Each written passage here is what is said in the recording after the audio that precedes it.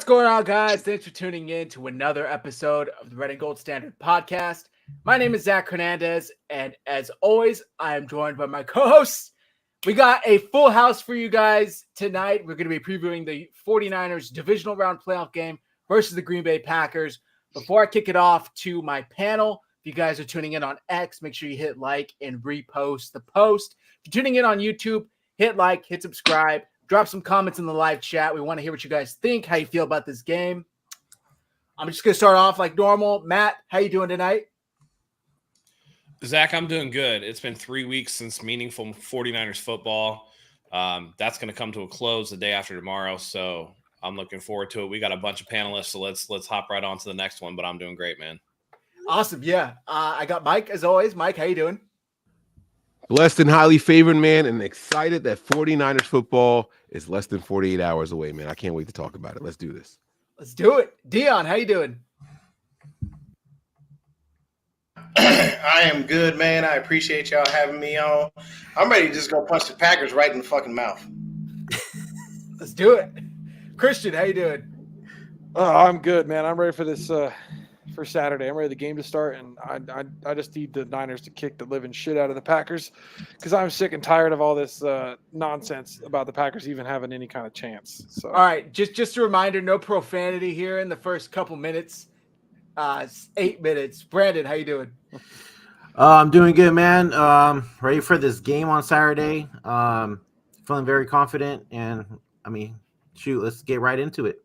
Let's do it. And without further ado, my brother Eric is here. Eric, thanks for joining us. How you doing tonight? Aaron, thanks for having me. It's a pleasure. I'm happy to be here. Ready to talk some Niners. Ready to put all this talk about the Packers to rest. So, yeah, let's get to it. Let's do it, man. Before we get started, we got a super chat already from our guy, Gray Fox 198. He's got $10 to say, fellas, I bought my ticket to the NFC conference 2 days ago. We're going to destroy Green Bay and their strong as wet paper defense. And as Jimmy G told Gold after the game-winning kick in the 2021 playoffs, F the Packers. That video, shout out to Joey, that video is our most viewed post on our TikTok. It has like 2 or 3 million views. Jimmy going over to Robbie Gold after he kicked that game-winning kick in the snow. Hell yeah, man. F the Packers. It's great. I love it. Thank you for your contribution, Gray Fox. We're going to get right into the show, guys. I think this game looks totally differently just simply based on what happened in the wild card. That's kind of the elephant in the room, right? If the Packers have like a 21-17 win, a 10-7, nobody's even talking about this, but because they blew out the Cowboys in Dallas, now everyone's like, yo, this team could be for real. Matt, I'm going to start with you. How much does that performance change your perception and your opinion of this Packers team coming in this weekend? It makes me think that they're going to get the doors blown off of them this week. There was no expectation for this Packers team. They didn't make the playoffs until the last day of the season. They were 9-8. They gave up a bunch of points. Their defense is bottom 10 in the league. And so they go into the game at Dallas. Dallas has all the pressure on them, and they beat a Dallas team that, quite frankly, is softer than Charmin. So now going forward, no number 7 seed has ever beaten a number 2 to get to the next round. So that's history right there. But now you're going on the road again on a short week to San Francisco to play the 49ers, the number 1 seed. The chances of them even competing with the 49ers are slim to none. They're going to start to feel their own hype, like we've already seen players talking. And I know that LaFleur is doing the best that he can to kind of mitigate some of that by paying praise, but the players are chirping. And when that stage comes, it's a Saturday night. It's 5:15, right? It's going to be one of those things where now there's some expectation. Now the media is propping you up. And what do you do when that light just gets turned up a little bit brighter on you? I don't think that they can give the offensive output that they did last time. I don't think Jordan Love will play a game that perfect. It didn't change my opinion at all, except that I think the 49ers are going to win bigger than they would have had it been a close game against Dallas.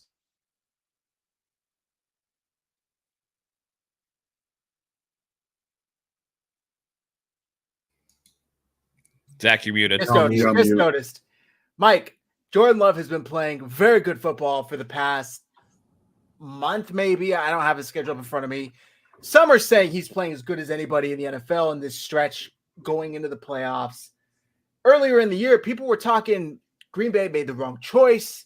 Finally, they're not going to have a third straight franchise. And now people are talking about him like he's Patrick Mahomes and Josh Allen. What's your opinion on Jordan Love, and how much of a threat does he pose to the Niners defense? Yeah, good question, man. I'll give him time, right? And that goes with everybody in the NFL. But, one thing that I wanted to say about what Matt just said, the whole history thing, right? While that has happened and that is history, we're talking 3 years, guys. Like, there hasn't been a 7 seed for more than 4 years in the entire NFL's history. So let's pump the brakes on that whole, oh my God, this is the first time a 7 seed has beat a 2. It was one of 3 times. 33% of the time it happens. Like, what are we talking about, right? So I'm not taking away from what Matt said, but if that's what your claim to fame is for the Packers and their success in the postseason, like, chill out. Like, it's going to become normal, right? We saw the Giants win the Super Bowl as a 6 seed, which was the lowest seed at the time. So we got to keep that in mind when we're going forward. As far as Jordan Love, I don't want to take anything away from the young man. This guy, what's killing me the most about these comparisons, and I'm saying comparisons because they're like, oh, look at him next to Brock Purdy, and he's just as good, he's better, blah, blah, blah. If I'm a first-round pick and people are telling me I am just as good as Mr. Irrelevant, I'm pissed. That's an insult. You can take it as a plus if that's what you want to do, right? But nah, bro. Like, what are we really, really talking about here? And it's clear to me that Jordan Love is reliant and dependent on the success of the run game. Do yourselves a favor, do a little bit of homework, go out there and look and see rushing yards under 70 for the Packers' leading running back, and then look at their win-loss record if he doesn't get that 70. That's all I'm saying. So while I get it, and I don't want to diminish what the young man has accomplished, I hope that he is good for years to come. I like a competitive NFC. NFL is better when the Cowboys, Packers, Niners, hell, I'll even go to the other side. Raiders and Browns are some of the teams in the postseason. That's real, to me, that's real NFL playoff football, right? But let's not go out there and start crowning these guys because they went out there and upset the bum behind Cowboys, who, let's be honest, are always the biggest letdown in the postseason. Like, no one out there, but my mom is the biggest Cowboys fan that I know. And when I say biggest, like, oh, my boys are going to win. She couldn't name 3 people on the team, but the people who can name people on the team are like, yeah, we play down to our competition a lot. Any game we could lose. That's what the real diehard fans say. My mom felt the same way. So I'm not surprised by this. Let's sit there and look at the points that they scored against the Cowboys, even at home. Sway your decision on them. The Cowboys are frauds. The Packers got lucky that that's who they played first. I don't think the Packers would have beat the Bucks. I don't think the Packers would have beat the Lions. I don't think they would have beat the Rams. Like, they got lucky that they matched up exactly where they were. All right, damn. Eric, I'm going to throw it to you. Mike talked about the Packers beating the Cowboys, and one thing I kept thinking is, yeah, but everybody beats the Cowboys in the playoffs. Like, this is the 90s. How impressive was that win to you? Or did that win say more about the Packers or more about the Cowboys? What do you think, Eric? I mean, ultimately, the Packers went out there and they beat a team that was going to lose. Like, that's just pretty much the end of it. I don't think it's anything super impressive about either one of those teams. I think the Cowboys did exactly what everyone expected them to do when they entered the playoffs. And the Packers, I mean, good for them, right? Hats off to them for that win. That's probably going to go down as their Super Bowl for this season, right? Credit to them. And, obviously I hope I don't eat my words, but I'm not too worried about that. It's going to be entirely different though when they play us on Saturday. It's going to be an entirely different ball game. What they did there isn't going to matter at all, but what's going to go down this coming Saturday. It's going to be an entirely different scenario for them. It's just not going to matter. Credit to their quarterback. He's playing good right now, right? He's playing good. Good for him, right? Comparisons, I feel like don't matter. If they want it more than us, they can't get it. They still can't get it. We're just better all around. So. It's just how I feel. Hey, I like it. Christian, I'm going to throw it to you. All we've heard the past, week is this is a hot team. You've heard rest first rust. The 49ers have a bye week. We saw what they did after their last bye week, and they came out and just whooped the first place of their division at the time, Jacksonville Jags.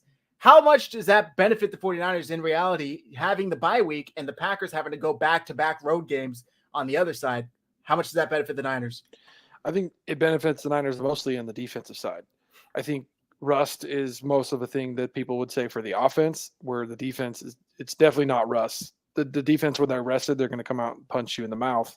So I think the rust thing definitely has to go with the offense. And so I think the bye week really helps because our defense is going to be healthy. And we saw coming off the bye week when we played the Jaguars, we were rested and everybody was running to the ball. And there was, we weren't having that issue with broken tackles, missing tackles, what and whatnot, because we were swarming the ball like our defense normally does. You can just tell the difference between, our defense when they're rested and when they're tired. The Packers are going to be tired. Them not having a bye week since week 6, having to play, which pretty much a playoff game the last 3 to 4 weeks of the season to get into the playoffs, and then playing Dallas. Then they're, coming on a short week, going from Green Bay to Dallas, back to Green Bay, then all the way back to the West Coast. That's tiring in itself. Then, on top of playing a game on a Saturday night. So I just, their defense is going to be tired. They already, they're 31st against the run. So when it comes to rust, if you want to go for the offense, I don't really see how you worry about rust when you're just going to run the ball 40 times in a game, because I guarantee Kyle's going to, I wouldn't be surprised if this game looks just like the NFC Championship game against Green Bay, where we ran the ball and Garoppolo threw it 8 times. Like, Purdy's much better than Garoppolo, so we can throw the ball, but I don't see why we need to. I think we don't even need to worry about whatever rust they're saying, because it's just, we're going to run the ball down their throats the whole game. I love it, man. Dion, I'm going to throw it to you. The 49ers look like they're finally healthy. I mean, for the most part, there are guys that are gone for the year. They're not coming back. Hufanga. But the injury report has 2 people on it. Cleveland Farrell's out, and I think Greenlaw has the Achilles tendonitis, which I'm 99.9% sure he's going to play through. How do you feel about the 49ers? On the flip side, the Packers have a handful of players questionable. Ngabare, I think, is out. Their linebacker. Jair Alexander's questionable again. He went down last week again with that ankle injury. How much will injuries, do you think, or a healthy roster, I guess I should say, play a factor in this game? I feel like the health of the 49ers is, our success. You've heard all the media pundits all year long basically stating, hey, if the 49ers are healthy, there's not a team that can beat them. And that's basically the case. As far as for the Packers, Jair Alexander is going to play. I don't care how bad he rolled that ankle. His foot could have fell off. That man's going to limp on that field and try to cover somebody. The big name players do that. They try. They will go out there and give it their all. I mean, think about it when Trent Williams talked about how he should have let Colton McKivitz play in the NFC Championship game some years ago. But what do? You man up, you go out there, you play. You don't waste your time. You don't think twice about it. And I just feel like the health of the 49ers is the best it's been all year. The time off definitely helped us out. And at the same time, Greenlaw, pretty sure he'll get out there. They'll probably rotate him in and out to try to make sure they manage that as best they can. But, I mean, we're fully healthy and ready to go. And we're at home. So I expect the faithful to be loud. I expect the faithful to be proud and go out there and do what we do. As far as the Green Bay Packers, hey, look, man, at the end of the day, your linebackers are trash. If you don't have Jair Alexander, your secondary is a little suspect. And I mean, you got a decent offense. You got a decent defensive line. Your O-line has done one thing, and that's made Jordan Love comfortable. But there's a guy by the name of John Nicholas Bosa who has said, we are going to make him uncomfortable. And that's the thing. Jordan Love, if you watch that game versus the Cowboys, what did he do? He was chilling. He was cool in the pocket, cool under pressure, nothing going on, And if you look at anything, he hasn't really faced something like that all year. And when you come up against this Niners defense, and I'm talking about the full slate of the defense outside of Talanoa Hufanga, you got a problem on your hands, man, because we rush 4 and get home. And I can tell you right now, man, I'm pretty sure Steve Wilkes is going to throw in a blitz here, a blitz there to be able to confuse him and make him uncomfortable and figure it out. I am of the mindset at the end of the day that, I'm sorry, in recent history, whenever the Packers come up against us in the playoffs, it does not end well for them.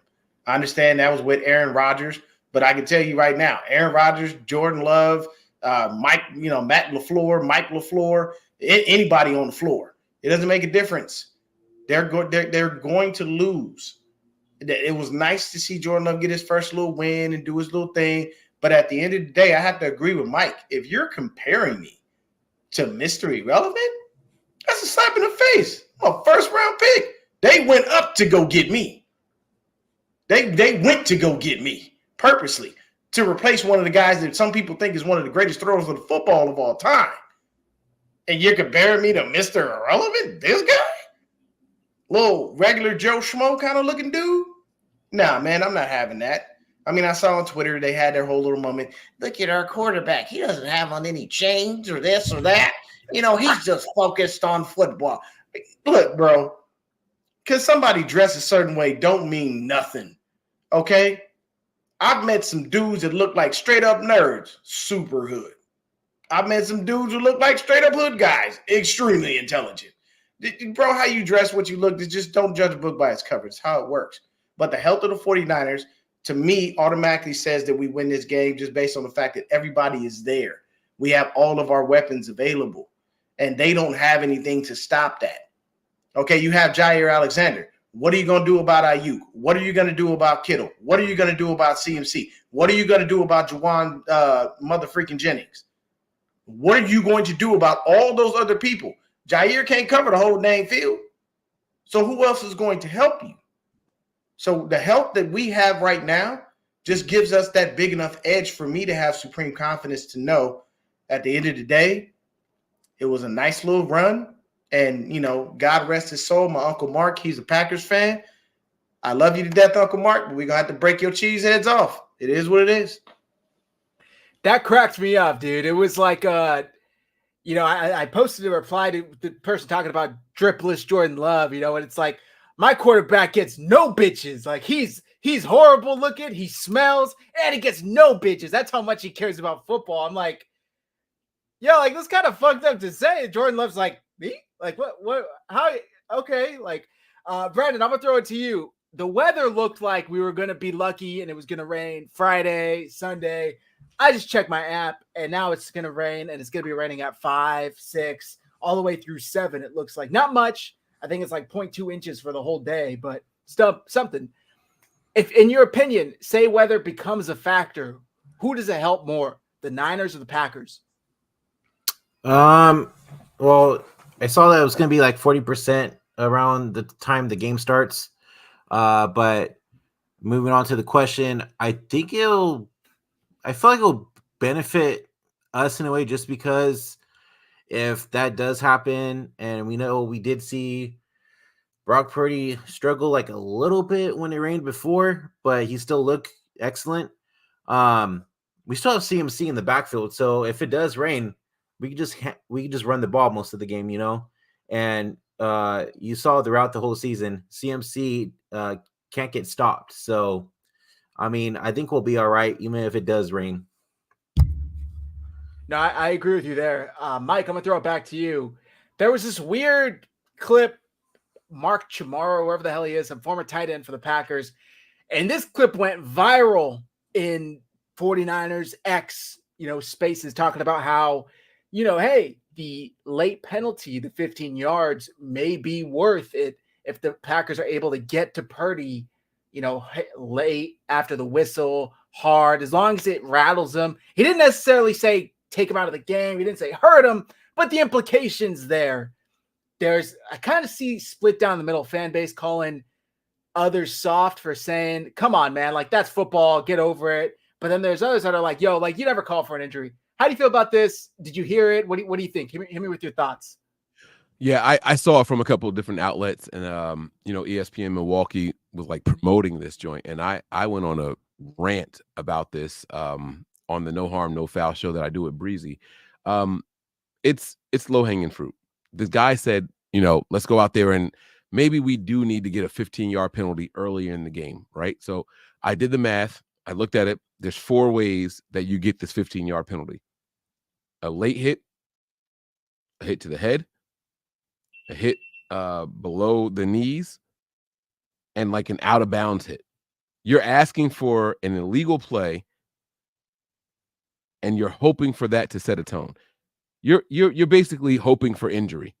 And if that's what your team is dependent on early in the game, that lets me know that you're shook from the beginning, because straight up, head-to-head, you don't stand a chance. That's what that tells me. I'm not going to go into it all a whole bunch right now, but that's weak sauce, bro. I have never watched a game and said, man, I really hope we injure this player so that we have a better shot at winning this game.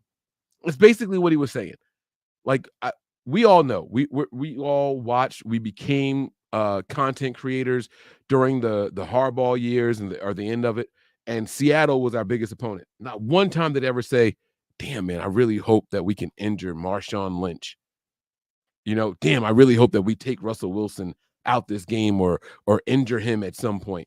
Like, it's beyond nonsense to sit there and put that out there on an ESPN broadcast, right? Like, the fact that this is what they were promoting, that was the clip that they chose to share. You're promoting this. Man, let's go and get this 15-yard penalty early in the game so we can set the tone. Tell me you're pussy without telling me you're pussy. Tell me you're shook without admitting that you're shook. It is the weakest line that I have heard from any team at any point in the postseason. Like, just go ahead and admit, hey, guys, we don't stand a chance unless there are some unforeseen injuries. And what that is it's the formula that the Eagles put on display in the NFC Championship game last year. The only way the Eagles stood a chance against the 49ers in that game was to get rid of our starting quarterback. And that also goes to say, against everybody out there, oh, man, Brock Purdy's just a game manager. Anybody can go out there and do it and all that. You can say that on one side of your mouth, but you can't go out there and say, we got to hurt Brock Purdy. It can't be both. You got to pick one. If he's just another guy out there for the 49ers, then you're not worried about him.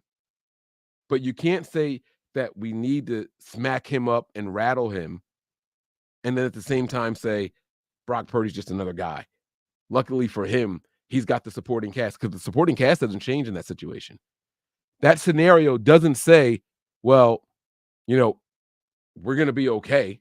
That says that you obviously acknowledge how good Brock Purdy makes this team, how efficient he makes this team, how deadly this team is with the assistance or help from Brock Purdy. You got to pick a side. You can't have it both ways. Either way, you're admitting that you're afraid. You're admitting that you can't go toe-to-toe with the 49ers fully healthy. And that's cool. Just say it. We need some help. We're going to need the officials. We're going to need an injury to one of their key players. We're going to need Brock Purdy to have a really, really bad game. Give Brock Purdy an average game against this team, and the Niners win this one by 16. That's how I feel about it. Damn. Yeah. I posted, you can always tell who's confident in their team because they go from talking X's and O's, coverages, beneficial matchups, to intangibles like injuries and referees and shit like that has no actual, shouldn't have an impact on the game, but it does. Matt, I'm going to toss it to you. We saw Sunday or Saturday, whenever the hell the Packers play, I think Sunday. Sunday, we saw Jair Alexander immediately basically call CD a bitch and shoves him in the back, and CD Lamb just takes it. He doesn't do anything, he doesn't even turn around, and the rest of the game, CD Lamb is just shot. Him and Dak, people were saying they had the chemistry of a Jada and Will out there, and it was bad. It was really bad. Yeah, if Jair tries to try that against Debo or Ayuk, how would you envision that playing out, and who do you think has the upper hand in this matchup on Saturday?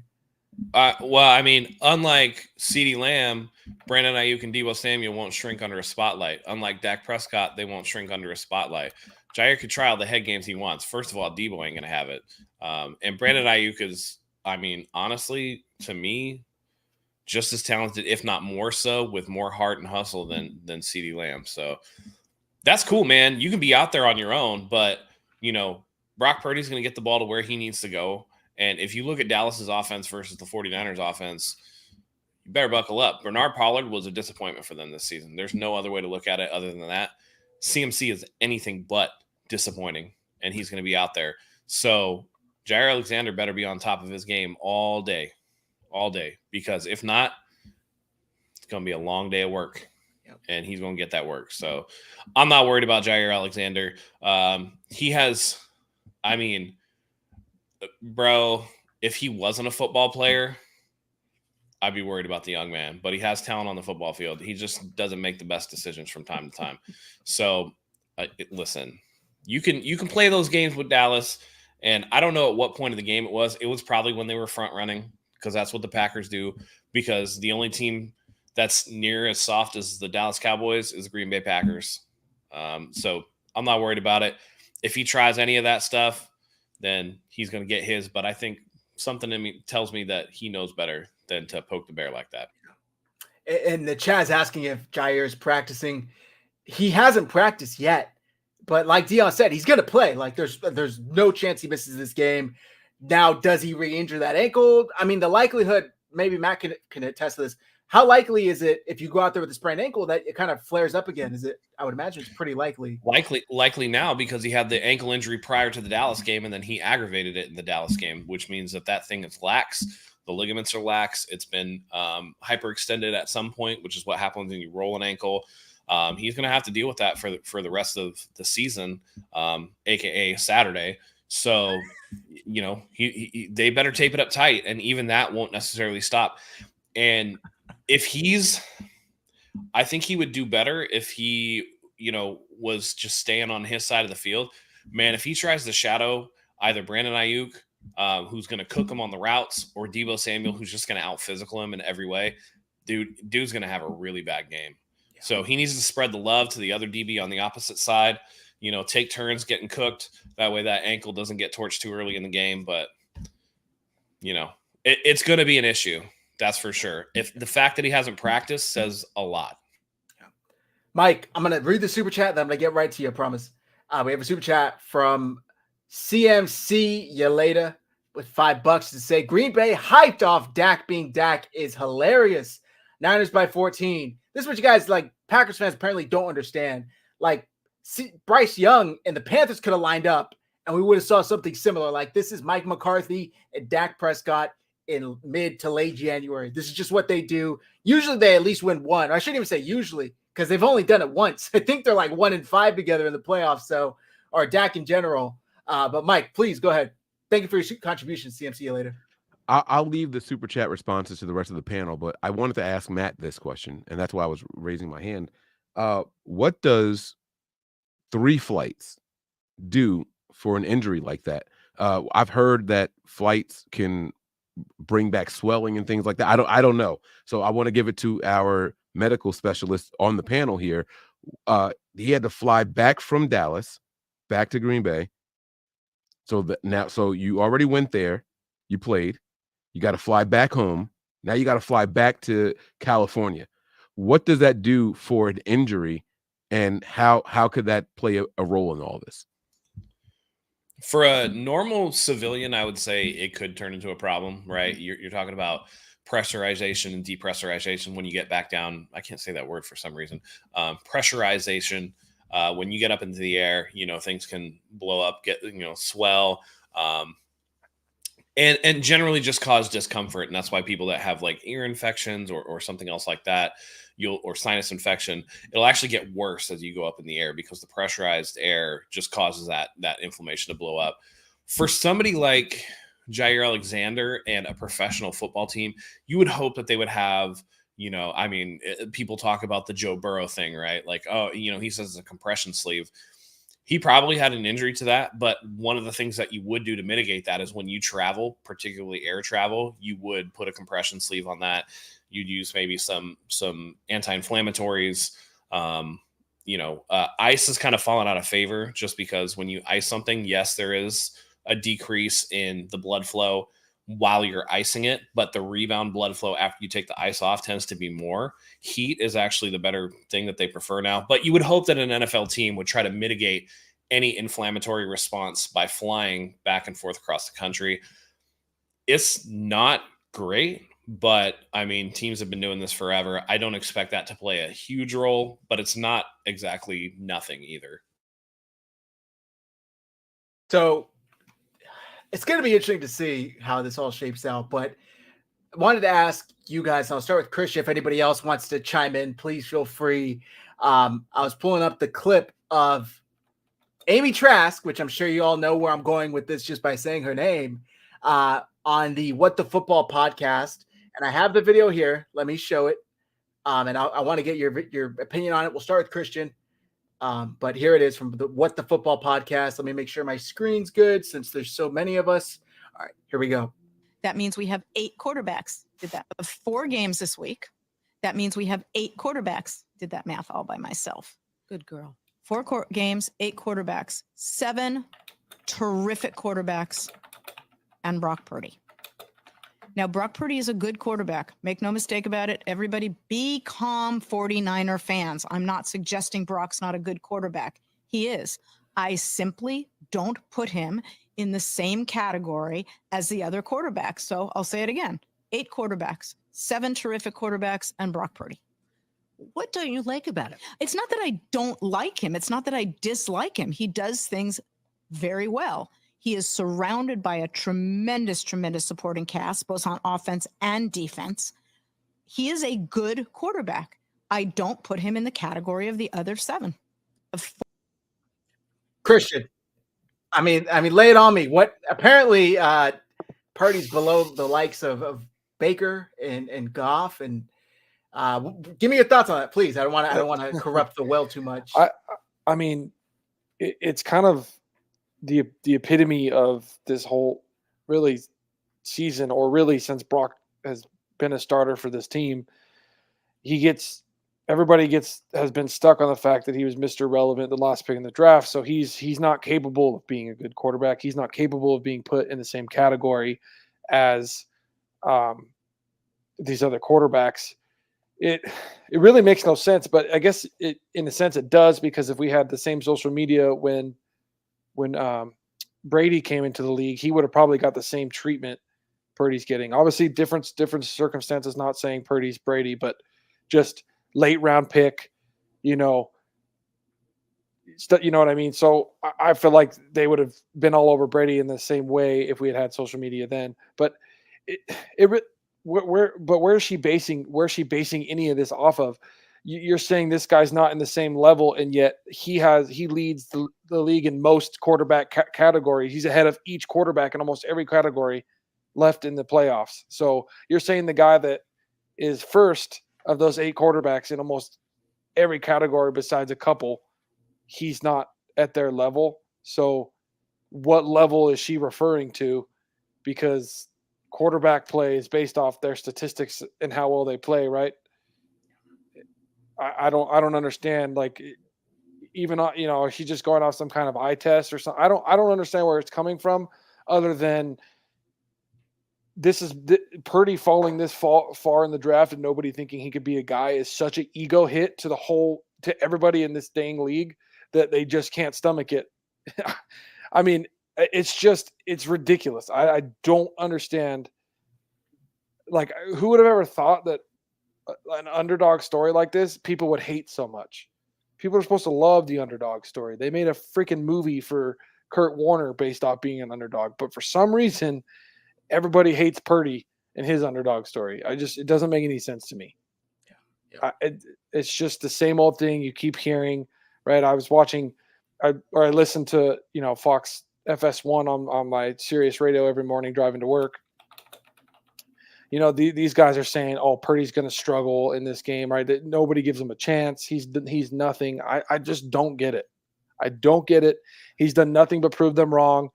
He has one bad game against the Ravens, so there's your confirmation bias. He sucks, right? Because this whole league and everything's based off confirmation bias in the media. It's just, I don't understand it. Like, people's like, I have all this football knowledge and have known this game my whole life, but I'm going to make this stupid. I'm going to make this stupid call on Purdy, regardless of the fact that I know I'm wrong. I'm just going to go and run with it anyways. I don't get it. the most. I've never been more flabbergasted by the takes on Brock Purdy. It's absolutely insane. Yeah. Yep. Matt, did you have something to add? And then I'm gonna go to Eric. I don't want to hate on Amy Trask. I've interacted with her on Twitter. She's a nice person. But let's go through this list, okay? Josh Allen, Patrick Mahomes, Jared Goff, all more interceptions than Brock Purdy. Jared Goff was in LA. They said, we don't want you. See ya. Okay. Jordan Love couldn't see the field for 3 years, right? He had to sign a 1-year max extension in place of his 5th year just to see the field. You're talking about essentially what boils down to a 4th-year rookie, a 4th-year redshirt rookie. You got an actual rookie in CJ Stroud, right? And then you got Baker Mayfield, who is on his 4th team? Aren't there pictures of him last year putting his hand in the dirt, playing scout team D-line for the Carolina Panthers, a team that is so bad that not only were they the worst team in the NFL, but they were so bad that they don't even get their own first-round pick? So bad that their owner is tossing drinks on opposing teams' fans? That's who we're talking about? We're talking about Lamar Jackson, who, listen, I know he's athletic. I know he's great. I know he's all that stuff. People will take a look at the fact that he beat the 49ers on that game on Christmas, and that's all fine and dandy. But he's 15th in the league in passing yards. Dude doesn't throw. He's not asked to throw. What happens when his athleticism fades? I've said this for years and years and years. But Brock, 7 terrific quarterbacks and Brock Purdy? Lady, you drafted Jamarcus Russell. I do not trust your judgment. You're very nice. You're very nice. But I don't want to hear you talk about quarterbacks because you obviously don't know your elbow from your asshole. Eric, what's your thoughts on this? I think what it truly is, the reason for the hate that Brock Purdy gets, it's not because he's an underdog, because usually everyone's going to root for that. Everyone's going to love an underdog. But it's the fact that he became an underdog with an already decent to pretty much strong 49ers team. And the fact that, like, he elevated it. And so at that point, it's like, whoa, you're not supposed to be doing that good. You're supposed to struggle a lot. You're supposed to then start getting better and then take your team when they start building all these pieces. These pieces aren't supposed to be there before you. And then you come and you take that whole platform and lift it up. And I think if Brock Purdy had went to any other team as Mr. Irrelevant, maybe he wouldn't have the shot that he has now. But he definitely wouldn't be getting the hate that he's getting now. And people don't want to see him succeed as an underdog because he's with us, because he's with the Niners. A lot of people probably have a lot of bad feelings towards the Niners because of what we've done to them in the past. Even though we haven't really, it's not like we're dominating Super Bowls year after year after year. We're still contenders for the most part in recent years. And the fact that Brock Purdy is now giving us the best shot quarterback-wise to get to that, that level, people just don't want it. I think that's the entire reason why Brock Purdy is not getting the love that you would think a normal underdog would in that scenario. Yeah. And I think Christian touched on it perfectly too, is it kind of makes them look bad, right? It's like, that's the classic, like, your job is to find these gems and elevate them to the higher rounds. All of you guys missed it. So now you're all continuously denying what we see. It's the Steven Ruiz symptoms, Steven Ruiz, who went into the season having Brock at like the 26th best quarterback. And I think at the highest, moving up to like the 23rd, he's got quarterbacks like Derek Carr, Caleb Williams. Like at one point, it clearly became a bit, right? But that's like what it is. Like they just refuse to admit they were wrong because they see, and just like Eric said, you want a first rounder. If it was Trey Lance having the success that Brock Purdy is having, everybody would be praising it, saying we have the next coming of Josh Allen, we have the next coming of X quarterback here. And it's because we expected it, because we predicted him to go top 10, and he did go. So that pats me on the back because I got that right. Pay me more, Pro Football Talk. Pay me more, what any Pro Football Network, any of these companies. But because he was a 7th-round pick, now they're like, come on. He's not, it's not really him. It's Kyle. And we've had this discussion. Either Brock Purdy is an MVP candidate or Kyle is coach of the year. You can't have both. You can't have both. It's one or the other. So tell me what it is, people. Matt, do you have something to add?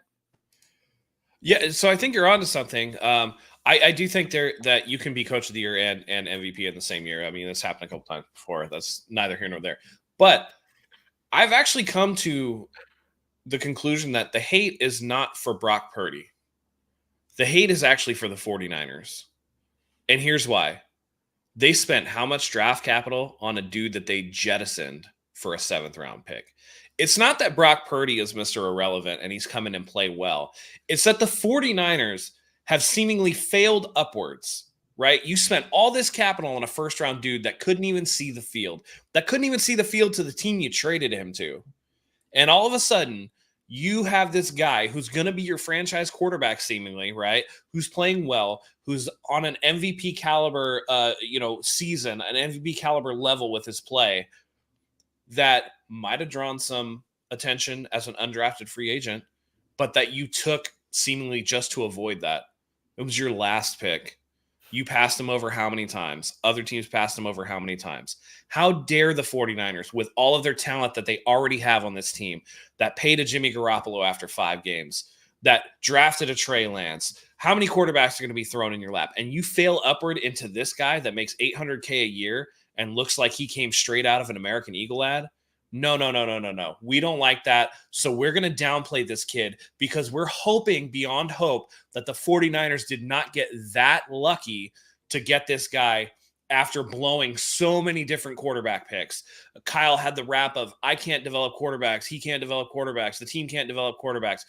Their quarterback coach, their former one, who's now Rick Scangarello, who's now coaching Caleb Williams in the offseason.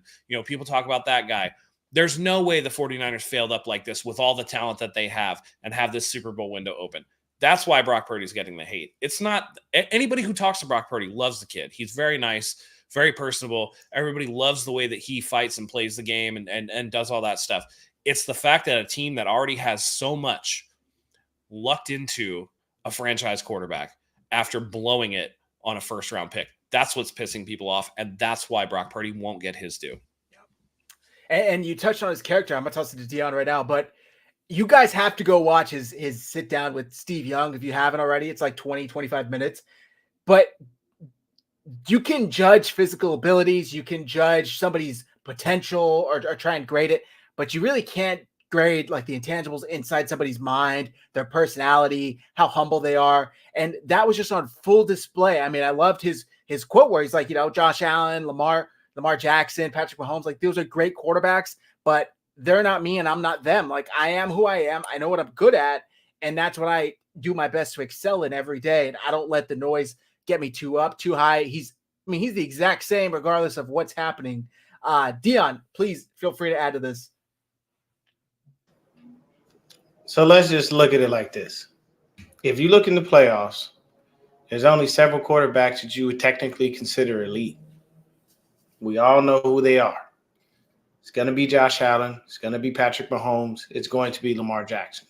Those are the guys that the media is going to consider elite. Outside of that, I'm sorry, the rest of these guys are not that head and shoulders above Brock Purdy to a point where we can just dismiss his existence in the playoffs as just him while all the other guys are elite. Jordan Love ain't done nothing in this league. Lamar barely won a playoff game. He 1-3. And I'm sorry, but the way that the Chiefs wide receivers are dropping the ball, I'm surprised that they went ahead and beat Miami. So for me, I'm sorry. You can't sit up here and then at the same time, once again, I appreciate Matt's sentiments and saying that she's a very nice person. I'm sure she is. But you drafted Jamarcus Russell. That I don't think you need to be talking too much about quarterbacks when you drafted a guy that didn't even last that long in the league. And then turned around and tried to come back and couldn't even get back in. He wound up on the Bengals practice squad, if I'm not mistaken. So while I understand why people are doing it, I think it's just a situation where they're not willing to accept the greatness that's sitting there before them. The number one knock is, oh, well, he has all these weapons. Is he not supposed to have all these weapons? What do you mean? You want a guy to have weapons. On every team on offense, you want your quarterback to have a viable running back, to have at least 2 viable receivers, and to have a tight end, and to have a solid offensive line. I think that would be the goal of any and every quarterback in this league, to have that on their side when they go out to play. So why is Brock Purdy being maligned for this when that's not what do you want the kid to do? He came in as Mr. Irrelevant, did what he did, literally just basically stole Trey Lance's job, and they kicked Trey Lance out, was like, hey, go over to the Cowboys and deal with that crap. And he's done nothing but ball since then. The only real knock that I can say that Brock Purdy has, he doesn't come back from behind. When we're down, he has not had a comeback win. That's the only thing that I could say. He doesn't have one of those, we're down by, 2 touchdowns and he throws us back in. That's literally the only thing anyone can say that would actually make sense. But if you are literally sitting here telling me that outside of those 3 dudes that I just named, Brock Purdy ain't better than the rest, I'm not sure what you're watching. But I need you to go back and look at the film, because Jordan Love wasn't that great all year. The Packers got in as a wild card team. You know what I'm saying? Jared Goff and the Lions have been, a great thing for the city of Detroit. You got to respect it. You understand it. You know what I mean? C.J. Stroud has looked good for the Texans. Congratulations to DeMeco Ryans and all his success. And Baker Mayfield? Really? No. I'm so sorry. I don't know you, lady. I've never interacted with you. But what I can tell you is what my man Matt said was correct. You don't know your elbow from your ass. You can't sit up here and purposely tell me that Baker Mayfield is better than anyone. I am so sorry. There's no way. I would take Brock Purdy over Baker Mayfield any day. Even though Christian decided that Baker Mayfield would have took us to the playoffs and to the Super Bowl some years ago. But at the end of the day, Brock Purdy is at best number 4 in all of the quarterbacks left. If you want to just be like that, if you want to go with what the media says, he's got to be at least number 4. C.J. Stroud is brand new to the league. Yes, we love what he's done. But he ain't that dude yet. Jordan Love ain't that dude yet. You got to give the dude his respect. Stop making it seem like, oh, he's a system quarterback. Oh, well, he has all these weapons. Okay, so Romeo Doubs ain't a weapon. Christian Watson's not a weapon. Aaron Jones isn't a weapon. I don't hear nobody saying this about Jordan Love. So explain to me why Brock Purdy is always shot on for him having that moment where he has all his weapons, but you've got other guys that have all their weapons, but nobody says nothing about that. At the end of the day, he came in as Mr. Irrelevant. He shitted on the league, and y'all don't like it. But you're going to have to deal with it. That is a young man who does everything that he can do. He's a God-fearing man. You got to respect that. And at the end of the day, God's blessings and anointings are on the young man. He seems to keep winning. He seems to be in the playoffs every year. I don't know what else you want from the guy. Brandon, and then we're going to move on. You're muted.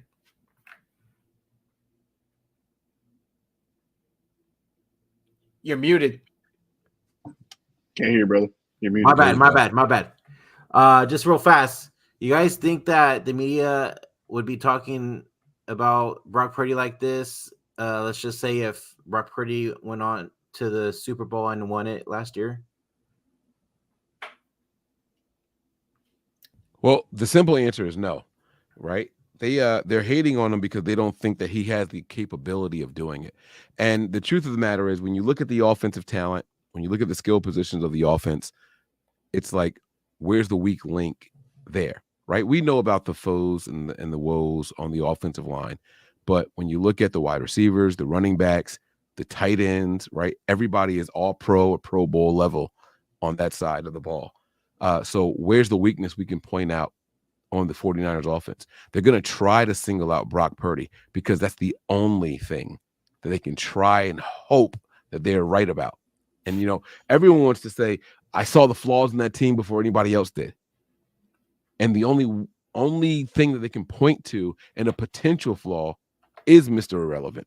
Because if Brock Purdy was drafted in the 2nd or 3rd round, we wouldn't have these conversations. They'd be like, yo, the Niners knew what they were doing. They're not going to give us that credit right now because he's Mr. Irrelevant and he hasn't won it all. But at the end of this year, when the dust settles and he is a Super Bowl winning quarterback in his 2nd year, all that talk changes. All of it changes. But we got to get there. We got to do it. We have to accomplish it. And then all of a sudden, they're going to be like, well, maybe that defense takes a step back next year because they're going to lose X, Y, and Z. Maybe that offense takes a step back. Maybe they can't sustain or keep certain guys like Brandon Ayuk, right? That's what's going to happen.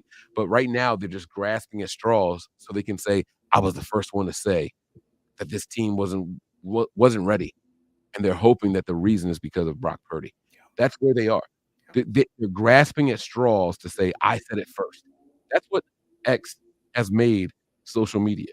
It's all about who said it first and who can go out and repost their tweet from a year ago or from 6 months ago or from 3 months ago or from a month ago when the playoffs started. That's what they're hoping for. Guys, it ain't going to happen this year. This is not the media's year to try to poke holes into the 49ers success. And that's what they are learning to have to deal with right now. The fact that people are trying to say Jordan Love and the Packers offense is on the same page as the 49ers, it's a crime. It's a crime. And I get it. Like I said, they're grasping at straws, but Nick Wright's going to have to walk it back after we win the Super Bowl this year. Trask, she's going to have to walk it back after we win a Super Bowl this year, and everybody else, they're going to have to walk it back. So guys, just stay patient. It's one game at a time right now. Right now, the Packers are the first team up on the docket. And let me tell you, this team don't have what it takes to beat this team. And those are facts. That's just where we are. So, we got to be patient. It's going to be the game of I told you so later on. She said, yeah, there's 8 teams. But after this week, there's only going to be 4. Those are facts. It's only going to be 4. And they're going to have to look in the mirror long and hard because they got a lot of these people out there have Stroud lower than everybody. A lot of these people out there right now have Lamar Jackson over everybody. And I'm telling y'all right now, I'm going to say this. I know we're not to that point yet. Stroud is going to come out of this victorious over the Ravens. I sincerely believe that. The Houston Texans are going to beat the Ravens this week. And all of a sudden, they got to go out there and do a reshuffle of all of the people that they thought were elite, all the people, because it's a team sport. You can sit there and say, this quarterback has more talent than that quarterback. Cool. If you want me to go out here and make a list of the quarterbacks who have more physical talent than Brock Purdy, I could probably come up with 4 or 5 of them. Maybe. I can come up with 4 or 5 of them. But when those teams don't advance to the next level, what do you say then? What's your go-to at that point? Where are the holes you poke into the 49ers at that point when you only got 4 quarterbacks to choose from? It's cool. You got 8. Trask, we hear you. But the fact that you wanted to put Baker Mayfield over a guy like Brock Purdy or CJ Stroud, who I think is going to be a good quarterback in the NFL, but this year, nah, shorty. It's not the case. I got 2 upsets coming this week, and neither one of them involve the 49ers. I'm just letting you know right now. I'm going to show. All right. I'm going to toss to Christian before. All I'm going to say is, and then I'm going to show too, is what have we heard about Tom Brady since 2001, 2002? His fucking combine picture goes viral every year because he looks like a flabby white boy who can run a 40 in 6-7 seconds.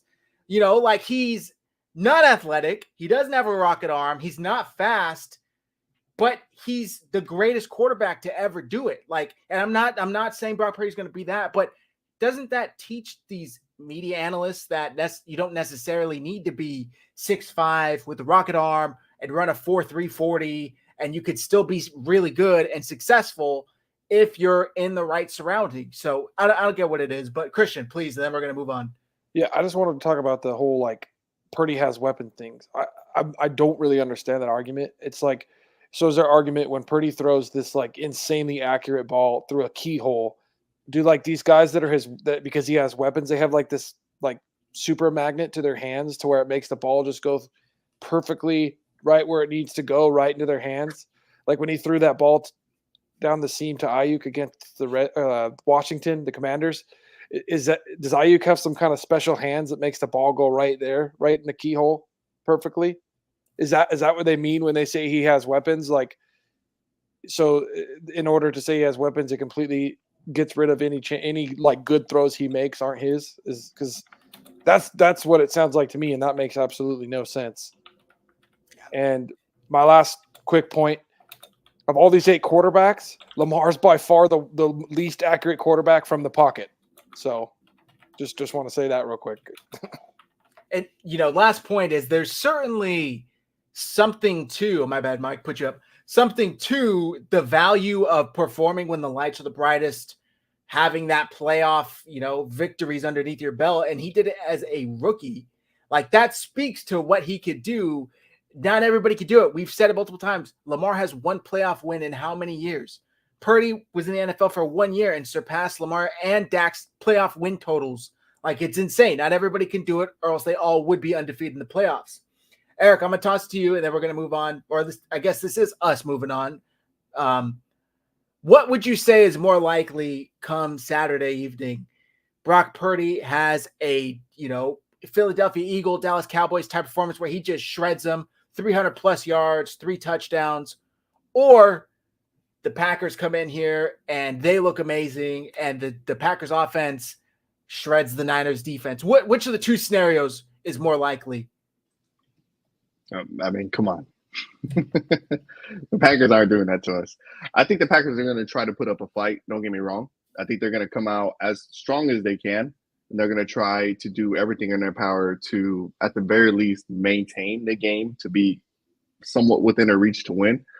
I don't think that's going to last after the second half. I think after the second half, it's definitely going to be where the separation definitely increases, and where the reality of the fact that, like, we're a better team, we're more prepared, we are just all around more talented is going to come into effect, and we're just going to create that separation and basically get our sights on the conference championship and go from there. And I think the Packers are going to definitely give us everything they have, because it is do or die, right? Like, they're in it too. They're at the same position that we're at right now. So it's win or go home, and they're going to definitely try to win. They just, I don't see it. I don't see them being able to put up the numbers that we can put up. I don't see them being able to put those numbers up against us. And I don't see them being able to be better than us on any side of the field, right? Offense and defense, I just don't see it. I think Love's going to be very uncomfortable on Saturday. I think he's going to have a very rough game, a very small amount of time to think or do anything. I'm pretty sure we're not going to struggle that much on offense. I'm pretty sure we're going to definitely take off when it comes to the running game with CMC in there. I think that's going to be our bread and butter, kind of like it pretty much is every other week. And I think we're definitely going to see some balls go in the air, and it's going to be some yardage moving us down the field a little bit. I don't see the Packers being able to do it. Respect to Jordan Love for what he's been doing and everything that he's been able to accomplish so far, but it's not happening. Yeah. I agree 100%. And where was it here? Troy Knoll, Green Bay about to find out the Niners aren't the Dallas Cowboys. Kyle's not McCarthy. Purdy isn't Dak. These are completely different teams. I'm glad you did it against them, but like I said earlier, basically everybody does it against them at this point. It's like a rite of passage. So congratulations, you beat the Dallas Cowboys in the playoffs. That must mean you're not in the 1990s, because just about everybody's done that since. So it is what it is. I can't imagine this defense. That's the biggest difference between these two teams. The Packers offense has been potent, has been on fire, just like the 49ers offense has. But on the flip side, the 49ers defense is like ranked 8th overall. They have a hell of a run defense. They haven't allowed a 100-yard rusher in 20 games, something crazy like that. Where on the flip side, the Packers defense is literally Swiss cheese. Like, there's holes everywhere. Yes, they have Jair Alexander. Yes, they have Kenny Clark up front. But other than that, their linebackers can't cover. Their other corner isn't great. So I just think that's going to be the big difference here. They're going to have to try and keep up offensively. I don't think they can. Matt, I'm going to toss it back to you. The biggest thing I keep hearing about is this Packers young receivers. They got Christian Watson. They got Romeo Doubs. They got Dontavian Wicks. They got Jaden Reed. And they're all kind of performing well. Tip my hat to them. They're all going off. You never really know who's going to go have a big game. do they worry you at all? You know, that kind of roster of young talent, how much does that concern you going into Saturday? It doesn't. I mean, this 49ers team is battle tested, against some of the best receivers in the NFL. I mean, they play, Tyler Lockett and DK Metcalf twice a year. They played Puka Nacua, who came on as probably would be rookie of the year if it wasn't for CJ Stroud, but set all the rookie receiving records, and Cooper Kupp on the same team. They went against the Dallas Cowboys, and you're looking at CeeDee Lamb and Michael Gallup and Brandon Cooks. And they went against Philadelphia, A.J. Brown, Devontae Smith. As you just go through their schedule, it's a who's who of wide receivers. And when you look at the teams that they faced, Seattle twice, Philadelphia, Dallas, Tampa Bay with Mike Evans. Did they win? Most of them didn't even break 20 points. So, no, I'm not worried about it. Charvarius Ward, All-Pro. Diamador Lenore, unsung hero. You got Ambry Thomas, who has come on as a guy that works out of the slot very, very well. Apparently, it doesn't matter who you put at the safety position; they're going to play well, right? Between Jair Brown, between Talanoa Hufanga, between Logan Ryan coming off of the street, off of the couch, they're going to play well no matter what, I guess. So credit to Steve Wilkes for that, but no, I'm not worried about that. There was a stat going around for Jordan Love versus man coverage, which he is very, very good at, and zone coverage, which he's not very good at. I expect Steve Wilkes to dial up a lot of stuff, and it's not very often that the Packers are going to face a pass rush like the 49ers have. So you're going to put a young quarterback in a position, as Nick Bosa said, to feel uncomfortable. And when you feel uncomfortable, where's that ball going to go? I don't know if he's going to look where he's throwing it, but you can better believe that the DBs are going to be there. And the one thing is that even if the 49ers are giving up a little bit of stuff underneath, they don't get the top blown off them that often. So if you're not getting big plays and you can't keep up with this 49ers offense and you get more desperate, that's when the turnovers happen, and I fully expect the same this weekend. Yeah. Man, this is going to be a great matchup. This kind of reminds me a little bit of the wild card matchup from last year where, the Seahawks looked hot. They were going into the playoffs, and the 49ers just whooped them, took the top off them, like we're beating them all day. I forgot what they ended up winning them, 38-20 or something crazy like that. Dion, I'm going to throw it back to you. In this game, I'm going to complete the sentence. The 49ers win in a blowout if. The 49ers win in a blowout if the Packers don't show up on defense. I'm just going to put it like that because we have all the requisite weapons. We have everything we need. Once again, health is wealth, and we look great right now. You just talked about the receivers, so let me just give you the numbers. Romeo Doubs in this last game caught all 6 of his targets for 151 yards and 1 TD. The next closest guy to him is Luke Musgrave with 3 catches for 52 yards. Dontavian Wicks, 2 for 25. Christian Watson, 1 for 9. I'm sorry, I'm supposed to be afraid of a team where a dude has literally a 100-yard gap between him and the next guy. And these guys aren't doing anything spectacular. I have respect for Green Bay. I do. You got Aaron Jones. Jordan Love's look pretty good. You got Romeo Doubs. You got Christian Watson, all that. But listen to the numbers I just gave you. Basically, that tells me all I got to do is cover Romeo Doubs and the rest will work itself out. When you look at this game and you look at us across the board, and it's no disrespect to the Packers, you got to give everything to the Niners.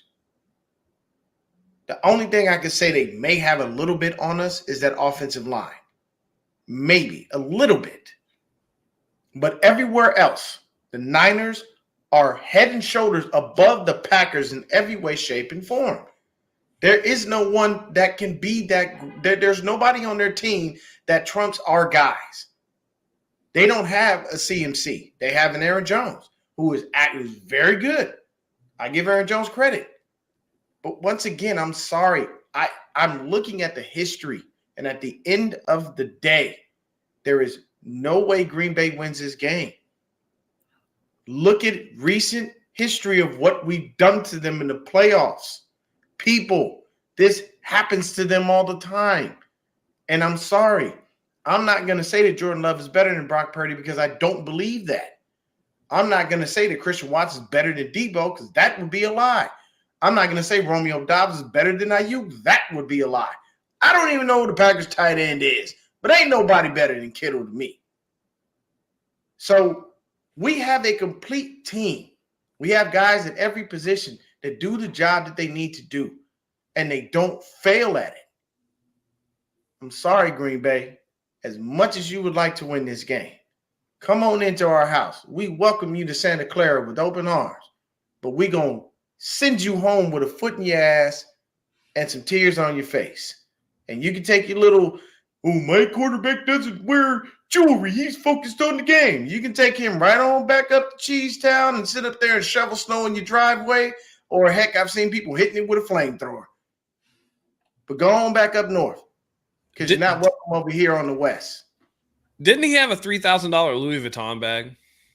Yes. Yes. Oh, but Talk your shit, Matt. He is not materialistic. Wait, so he had a Louis Vuitton backpack. He doesn't wear jewelry. What? Brock Purdy comes in with a fucking JanSport backpack that I had in fucking middle school. He doesn't wear jewelry. Like, get the fuck out of here, dude. Shit was hilarious. Jordan Love has like stolen about $20 million from the Packers, sitting his ass on the fucking bench for 4 years. And Brock Purdy gonna make $800K, and you want to talk about your quarterback ain't fancy? Yeah, no, thank you, Mike. I'm gonna ask you real quick, and then we're gonna start getting our predictions for the game. This seems like, and the comment here, Team Cali, 49ers have the best running back in the league going against the 27th ranked run defense in Green Bay. It seems like the writing's on the wall. Run Christian McCaffrey until his legs fall off and have him run about 250 yards Saturday. But tell me this isn't going to be one of those times where Kyle tries to outsmart his opponent by outsmarting himself and comes out passing heavy, right? I'm with you. So here it is, right? You just laid it out there.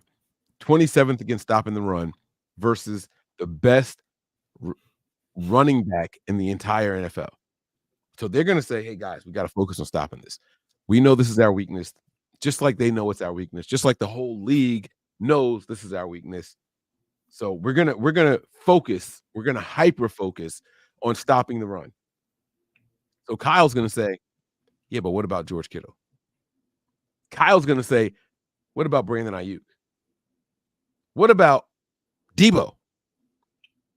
Right? These are the things that are gonna make the Packers linebackers, the Packers safeties, their whole secondary, they're just gonna be spinning. They're not gonna know what's gonna hit them from any drive.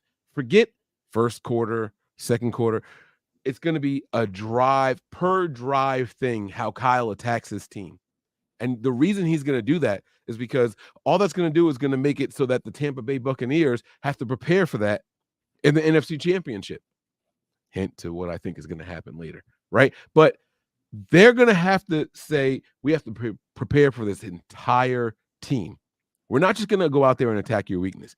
How many times have we seen Kyle go out against a team who doesn't have a starting corner and Kyle doesn't target the replacement corner?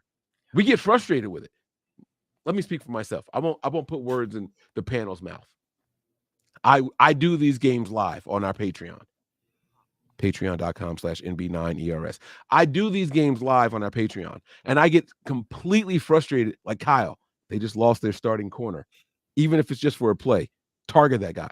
Kyle's like, nope, I'm going to run the ball. Not going to do it. He catches teams off guard because you think in that moment, that's where we're going to go. And Kyle just has this thing in his head where it's like, I'm not going to go out there and try to take advantage of your mismatch because you're expecting us to do that. So now what you're going to do is whoever's covering the outside wide receiver on the right side of the field, you're going to send safety help over there because you know or you think that's where we're going to go. Nope, I'm going to do a handoff for 22 yards, right? That's what Kyle Shanahan does better than anybody else in the league. When it works, we don't even talk about it. We just say, that's the Niners. When it doesn't work, we say, Kyle, why didn't you go after that guy? He's going to give them so many things to think about on the defense, from the coordinator's position, from the play caller's position, that they can't handle the output that we're about to hit them with. Alexander, you better be 80%, bro. You better be 80%. That's my guy. That's a Philadelphia dude right here in my own backyard. You better be 80%, because I swear to God, if you're 79, it's going to be a long day for you. You better hope and pray that flight doesn't cause any extra inflammation to that ankle. You better hope and pray that's not the case. And Campbell, that linebacker, you're not in Atlanta anymore. This is not where you got your bones, and you had one good game against George Kittle. I remember that shit. I remember it. This ain't then. You're 4 years beyond that now, and Kyle knows it. So anytime you think that you know what the mismatch is going to be, and you think you're going to dictate it based off of your personnel, Kyle's going to say, yeah, but we don't need to do that, because we're better than you guys at every single spot. Offense versus defense, we have the numbers. It's all in our favor at all points in the game. He's going to have these guys choking on what they think the Niners are going to do. I can't wait for this game to get here. And for everybody out there watching, for everybody out there trying to predict a way that the Packers can win, it's not impossible. There's a reason they line up and go out there every Sunday, right? We've heard the expressions, any given Sunday. The Cowboys were averaging, 40 points a game at home or something like that, right? And they were getting smoked. Don't let those garbage stats fool you. That game was over at halftime. Let's be clear with what we're saying. I see you, Matt. Go ahead. I'm going to shut up. Go ahead, Matt. It did get to a point where they had to put the starters back in, though. So that's a fuck up on Green Bay. So don't get it twisted. Dallas kept their starters out there, and they had to – dudes were untaping their shit, and all of a sudden it was like, get back in there, and they're like, oh, shit, okay. I'm just saying. You know the last time the Niners made that mistake? Detroit. Week 2 against Detroit. Exactly. Let's go. We made that mistake years ago. We are not that form of the 49ers, bro. We are so far beyond that, it's not even funny. Kyle will never make that mistake again. We are going to go for the jugular when that moment comes up in this game. And it's going to happen. It's going to happen. Kyle's ready. It's going to happen in the first quarter. Listen, here's the other thing, too. Never underestimate Kyle Shanahan's penchant for letting his former assistants know whose fucking tree they came off of. Okay? He loves to sun his former assistants like nobody's business. Sean McVay, Mike McDaniel, Matt LaFleur. Yes. It don't fucking matter. He's going to take them to the woodshed. It's the learning tree, son. Come sit under a branch for a while. I got you, baby. I'm daddy. That's what y'all call me. Yes. I'm daddy, baby. That's right. Talk that talk, Matt. That is exactly the truth of it. Period, point blank. You come over here. All right, listen to me. Come on. It's all those memes that we saw on Instagram where we got Kyle putting people on his shoulders and walking them like kids. You know what I'm saying? That's the truth of it, bro. Oh, my God, yeah. He does it. He suns them all the time. And the craziest thing is you would think you spent all these years with the dude. How have you not figured him out? You know these are not guys that were coached, that hung around Kyle for like a year and then left. They've been around this dude for a while. And you still get sunned every single time? Come on, bro. Brandon, do you have something to add? Yeah. So quick question for you guys. I kind of saw this, watching the media and stuff. I don't think it's anybody, but who do you guys think is the biggest threat remaining in the NFC for the Niners? It's got to be Detroit. I mean, I would still give it to Detroit. I think the way that they can perform on offense matches up well with how the 49ers perform on defense. They got Amon-Ra St. Brown. Now, is Laporta healthy? Will they get him back? I know he played last week versus the Rams. It's got to be the Lions. And when you have was Kirby Joseph out there taking knee shots every week. That's scary. That's concerning, even though he's saying it's a clean shot, which it's not an illegal shot, but just because it's legal doesn't mean it's clean. I would give it to the Rams, although get Goff outdoors and against the Niners in general, his likelihood of winning goes way down. I'm not worried about the Bucks. I'm not worried about the Packers. There's only one option remaining, so I'd go with the Lions. I don't know if anybody else disagrees with me. I got one. I'm not concerned about anybody in the NFC. All three of these quarterbacks that are left to face the 49ers potentially have flaws. We already beat Baker Mayfield this year. I'm not worried about him. Detroit, man, they had it wasn't a super tough division, right? Minnesota had injuries. Chicago's a trash heap. Green Bay barely snuck into the playoffs. You look at their strength of schedule, I wasn't impressed by it. And the fact of the matter is Detroit has a penchant for shooting itself in the foot, and they do it over and over and over again.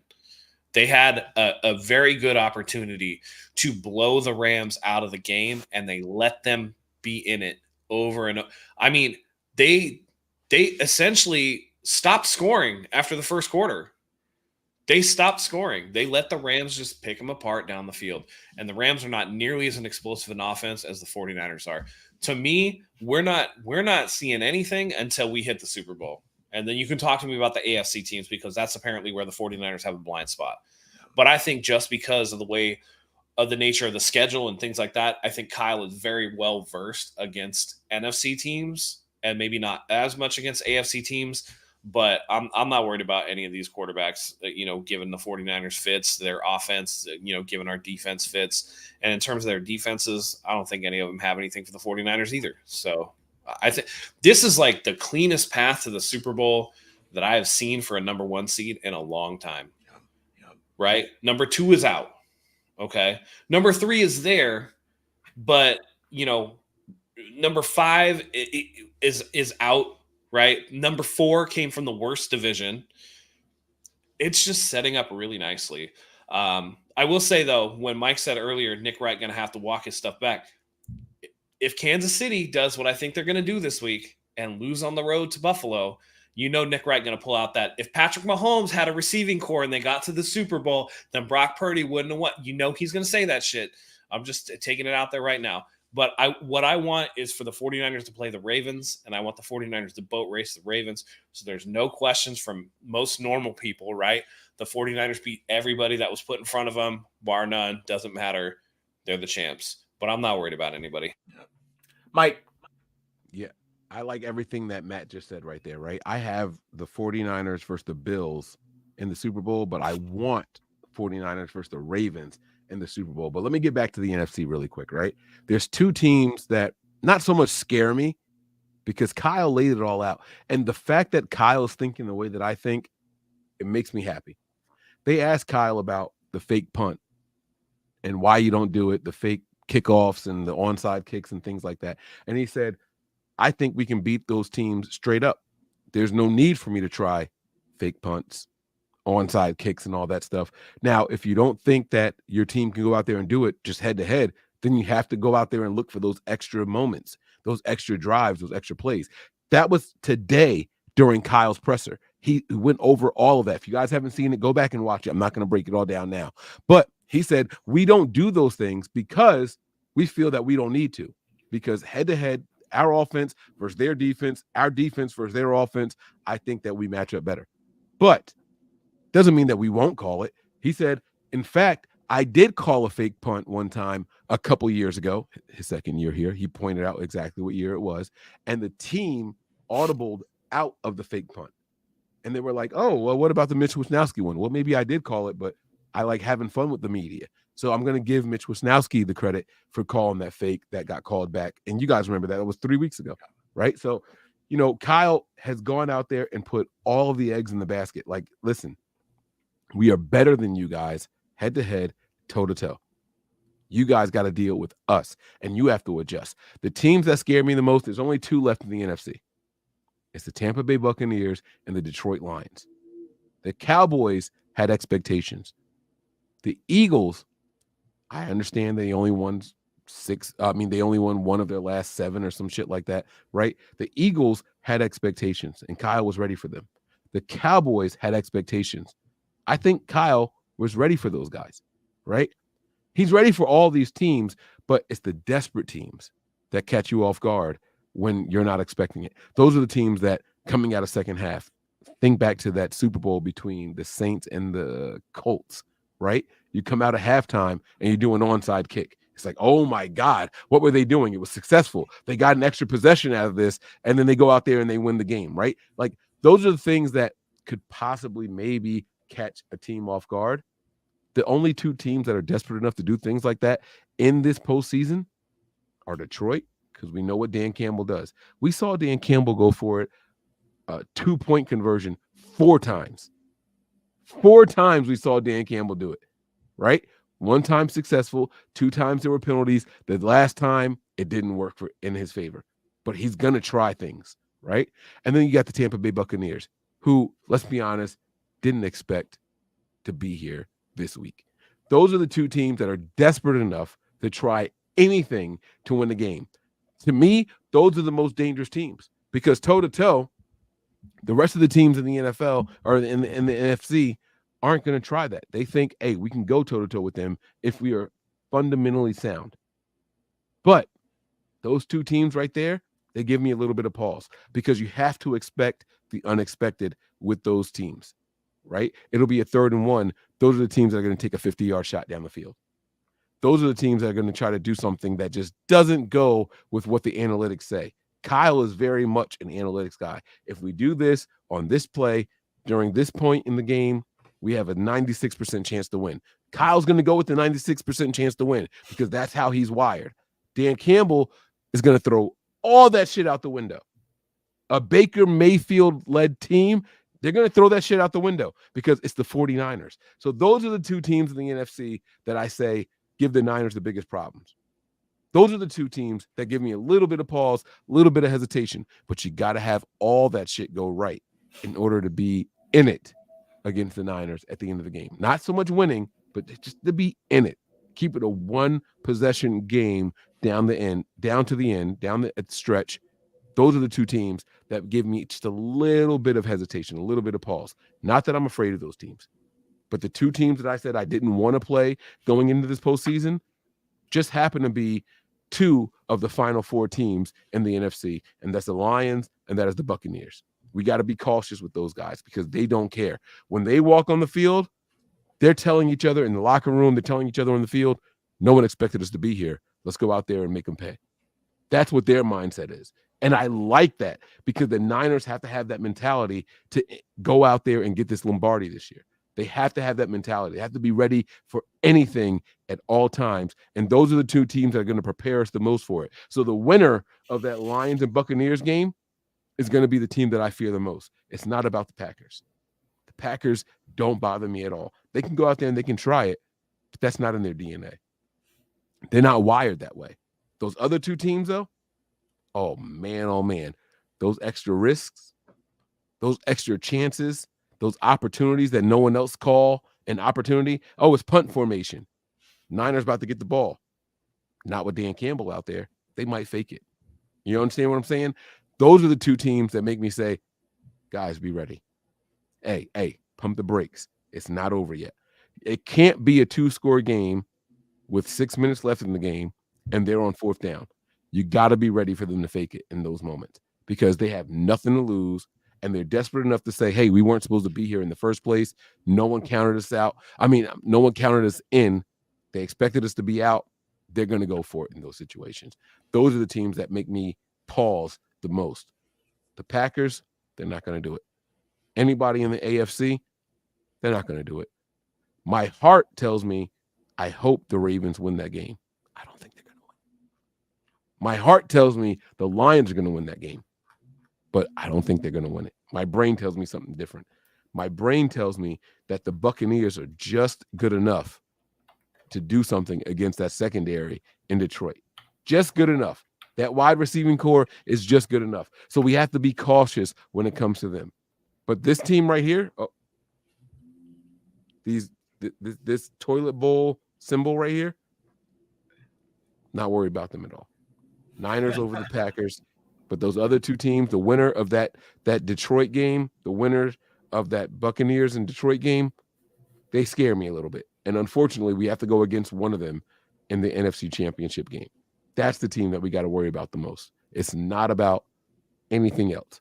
Those other teams are going to go out there and going to run their offense. They're going to run their defense the way that they do it. And I can't wait for the Niners to go out there against them. We'll see what happens. Damn. All right. I got a couple points here, and then we're going to get into our predictions. I saw this stat on X. The 49ers are 4-0 with 10 or more days off in between games. These are the games. Pittsburgh, the first game of the year, 30-7. Arizona, 36-17. Jacksonville, 34-3. And Philadelphia, 42-19.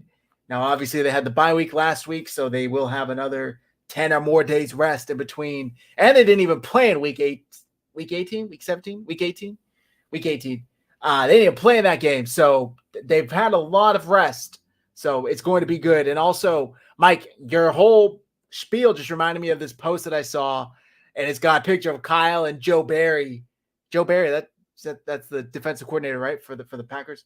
And he says the post is, the best swordsman does not fear the second best. He fears the worst, since there's no telling what the idiot is going to do. And that kind of reminds me of what you're saying about the Bucs, about the Packers. It's like they're desperate. They could do a fake punt. They could do all these things. So we'll see what happens. We got a super chat here that I missed earlier from 49ers Throwback. Levi Stadium is going to be electric. It's projecting to be 97% of 49ers fans on game day, per Nick Wagner.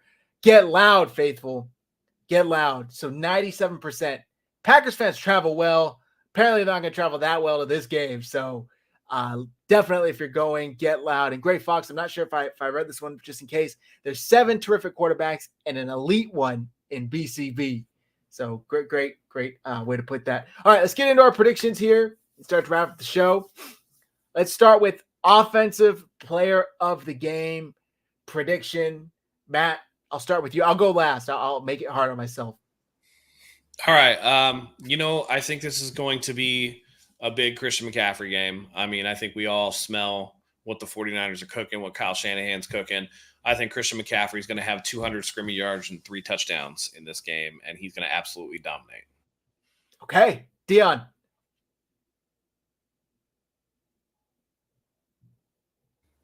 Muted. Sorry. Thank you, sir. Well, Matt stole mine, and Matt, don't hang out in here. It's not good in there. It's weird. But I will have to say, honestly, I expect BA to go out there and cook. I expect Brandon Ayuk to go out there and beat the brakes off of all the DBs and just show them what true route running looks like. I do have to say this. Cry Eagles cry. Continue to cry all the way into next year. You guys failed miserably. We gave the blueprint and everybody did it. And I know my wife's going to kill me for this, but how about them Cowboys? You failed. You did what you do every single year. Your fans ran into the stadium to watch you lose. Every year it's your year. And every year it's never your year. Richard Sherman was talking to Lil Wayne on his podcast about the game coming up. And he said, Wayne, you've been out for a while. But you could be gone for, 30 years and come back and still fill stadiums. He was like, you know who else can do that? The Cowboys. But the only difference between me is I rock the crowd. They fail. I was like, that's perfect. But for me, yeah, man, BA all day. Okay, I love it. Mike, what do you got? This weekend you're talking about, right? Yep. All right. So I'm gonna go with the Buccaneers over the Lions. No, whoa. Offensive MVP for the game. Oh shit. I'm sorry. Okay. I'm sorry. Offensive MVP. I apologize. I'm gonna go with George Kittle. I don't like their linebackers at all against George Kittle. At all against George Kittle. I saw what Ferguson, right? That was the Cowboys tight end. Yep. I saw what he was able to do, and he is about 60% of what George Kittle is. George Kittle's a better blocker, better route runner, better player with the ball in his hands. I won't say that George Kittle's a better pass catcher because George still does that body to the ball type shit that drives me crazy from time to time. But George Kittle is definitely a more deadly weapon across the middle of that field. I think George Kittle is going to be the chain mover. And you know, I want to pay a little bit of respect to a guy that's coming back for the first time in 3 or 4 games in Llewellyn Jennings. Right, we're going to convert some good third downs with Llewellyn Jennings, but I'm going to ultimately give it to George Kittle. I think he's going to have some big plays. I think he's going to not only catch the ball across the middle, he's going to break some tackles and get out there and make those safeties have to respond to what he's doing out there. This is a George Kittle game if I've ever seen it. Everything is aligning right for the 49ers and George Kittle to go out there and just dominate this game. So I'm going to go with George Kittle. If I had to predict the stat line, I think George Kittle's going to have about 7 or 8 catches, 122 yards, and 2, not 1, but 2 touchdowns in this game. George Kittle is going to be my offensive player of the game. Okay, Christian. Well, I can't take Kittle since Mike took it. So I'm going to take Debo. And I'm going to say Debo because not just because, you know, it always seems to show up in playoff games. He's absolutely insane every playoff game. He turns on another level. I like to call it playoff Debo. But I think the biggest reason he's going to be a factor in this game is his physicality, right? Green Bay is coming. They're thinking, you know, oh man, we beat the brakes off the Cowboys. We can do it. Well, we're not the Cowboys. They are soft finesse team. We are one of the most physical teams in the league, if not the most physical team, if you look off the past 2 years and how teams have fared after playing us. And that defense does not want anything to do with how physical that Debo is going to be, right? We talked about earlier about how Jair punked CD. Well, there's no punk in Debo. He's going to punch you in the mouth, right? I think we're going to run the ball a lot in this game, and I think Debo's going to get the ball, running the ball, and I think he's going to be very physical when he does, and I think he's going to have a touchdown in the run game and run for 60-plus yards. I think he will get the ball in the pass game, but I think he's going to be mostly effective in the run game because I think we're going to run the ball quite a lot, and I think he's going to be a part of that. Okay, I like it. Brandon. So since all y'all took literally every single player basically on the offense, let's just go with Llewellyn motherfucking Jennings. It's his first game back from concussion protocol. You saw the last game that he played, he was breaking tackles, scoring touchdowns. So I think he's going to have a big game in his return on Saturday. And I think he gets at least a tutty in this game. Okay. So wait. So no one's got Christian McCaffrey as their guy? Matt did. Oh, I'm sorry. I apologize. I'm sorry. And I mean, I get it for the sake of the conversation, but nobody said you could pick the same player. So I'm definitely going with George Kittle. It's just his game. These linebackers cannot cover. They're Swiss cheese. I agree with Mike. I think Kittle's going to have over 100 yards, at least a touchdown, and he just always plays well against the Packers. I think the middle of the field's going to be there. Give me Kittle. Let's go defense, and we'll start from the other way up. So I'll go first, and I'm going to go with Fred Warner, and I think Fred's going to get a pick. He's had a career year in interceptions already. Fred knows what it's like to get so close to getting that ring and not getting it. And I think he's going to do everything he can to make sure the 49ers get it this year, including, starting on Saturday evening. So I'm going to go Fred, like another 10 tackles and a pick. Brandon, who do you got? All right. He started getting on fire the past 2 weeks towards the end of the season. I'm going with Mooney Ward. I think he gets maybe 2 picks and one of them a pick 6.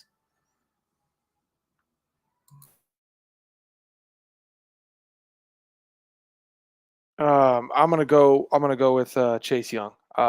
No Farrell in this game, so because of that, I think he's going to get a lot more snaps.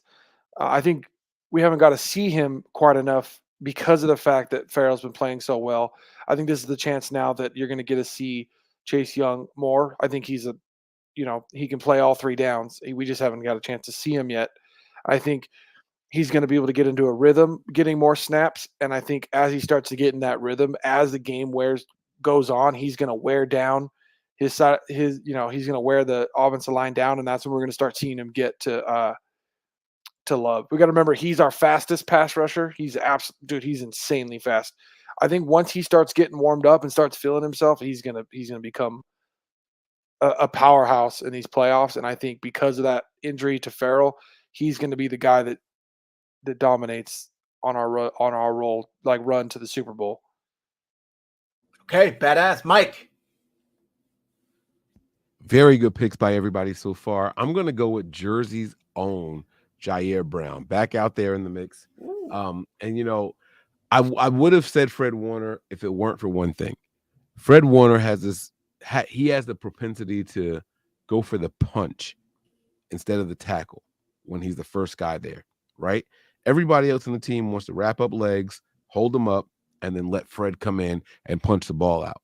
I think what's going to happen in this game is Fred is going to focus on tackling fundamentals, holding guys up.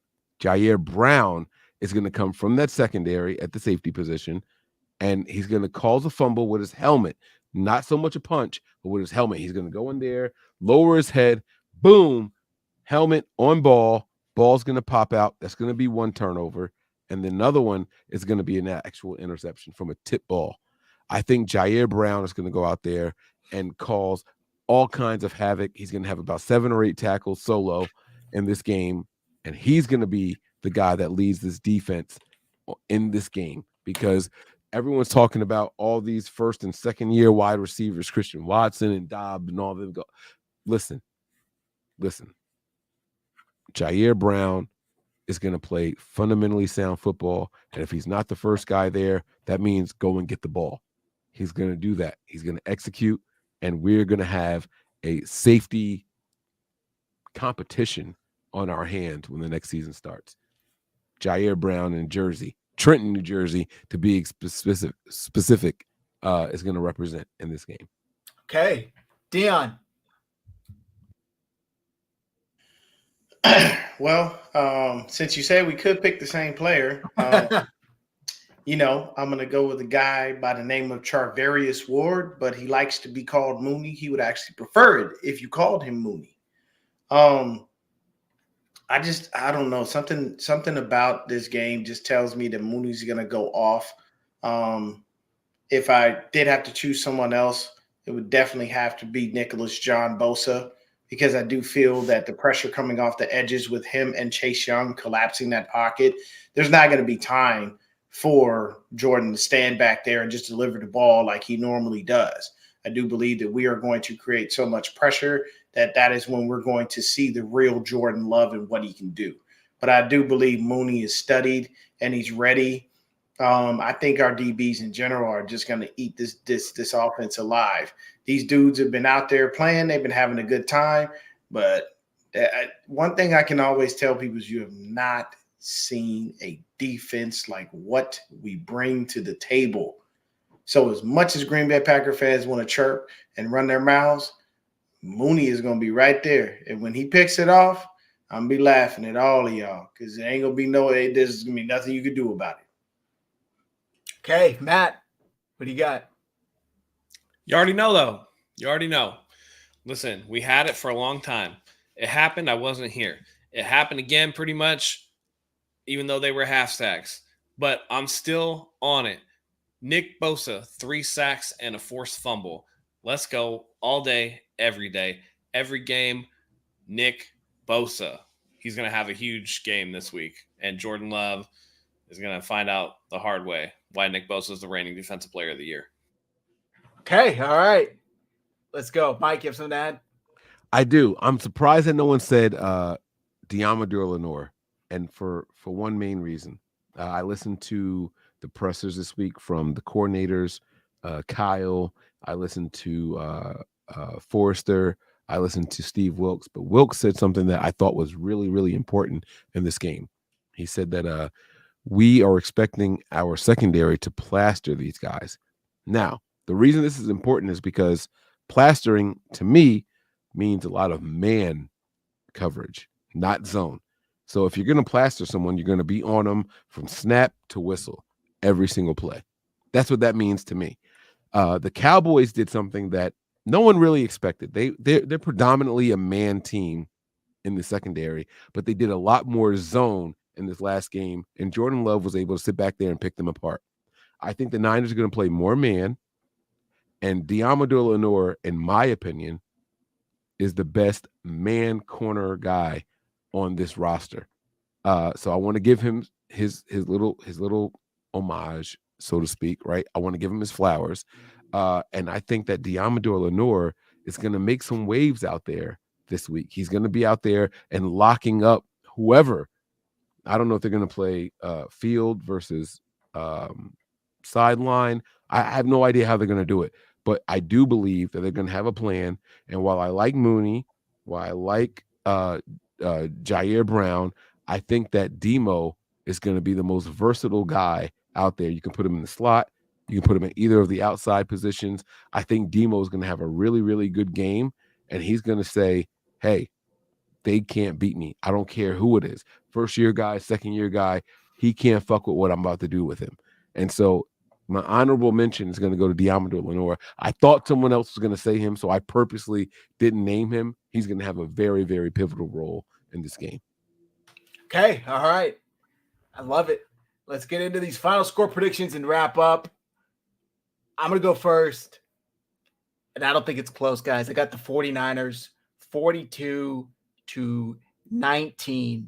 I think they're just going to absolutely whoop the Green Bay Packers. Like the chat was saying earlier, they're going to learn Dallas is in San Francisco. We're not a finesse team. The 49ers actually will hit you and hit you hard and not stop. So I think Jordan Love is going to play well, but it's not going to matter because the 49ers offense is just on another level. 49ers as a whole are on another level. And give me the Niners 42-19. Dion, you go first. I'll go down the line. For me, I'm just gonna call a win, man. I'm not really good on the score prediction stuff, but I'll call a win at least by no less than 14 points at a bare minimum.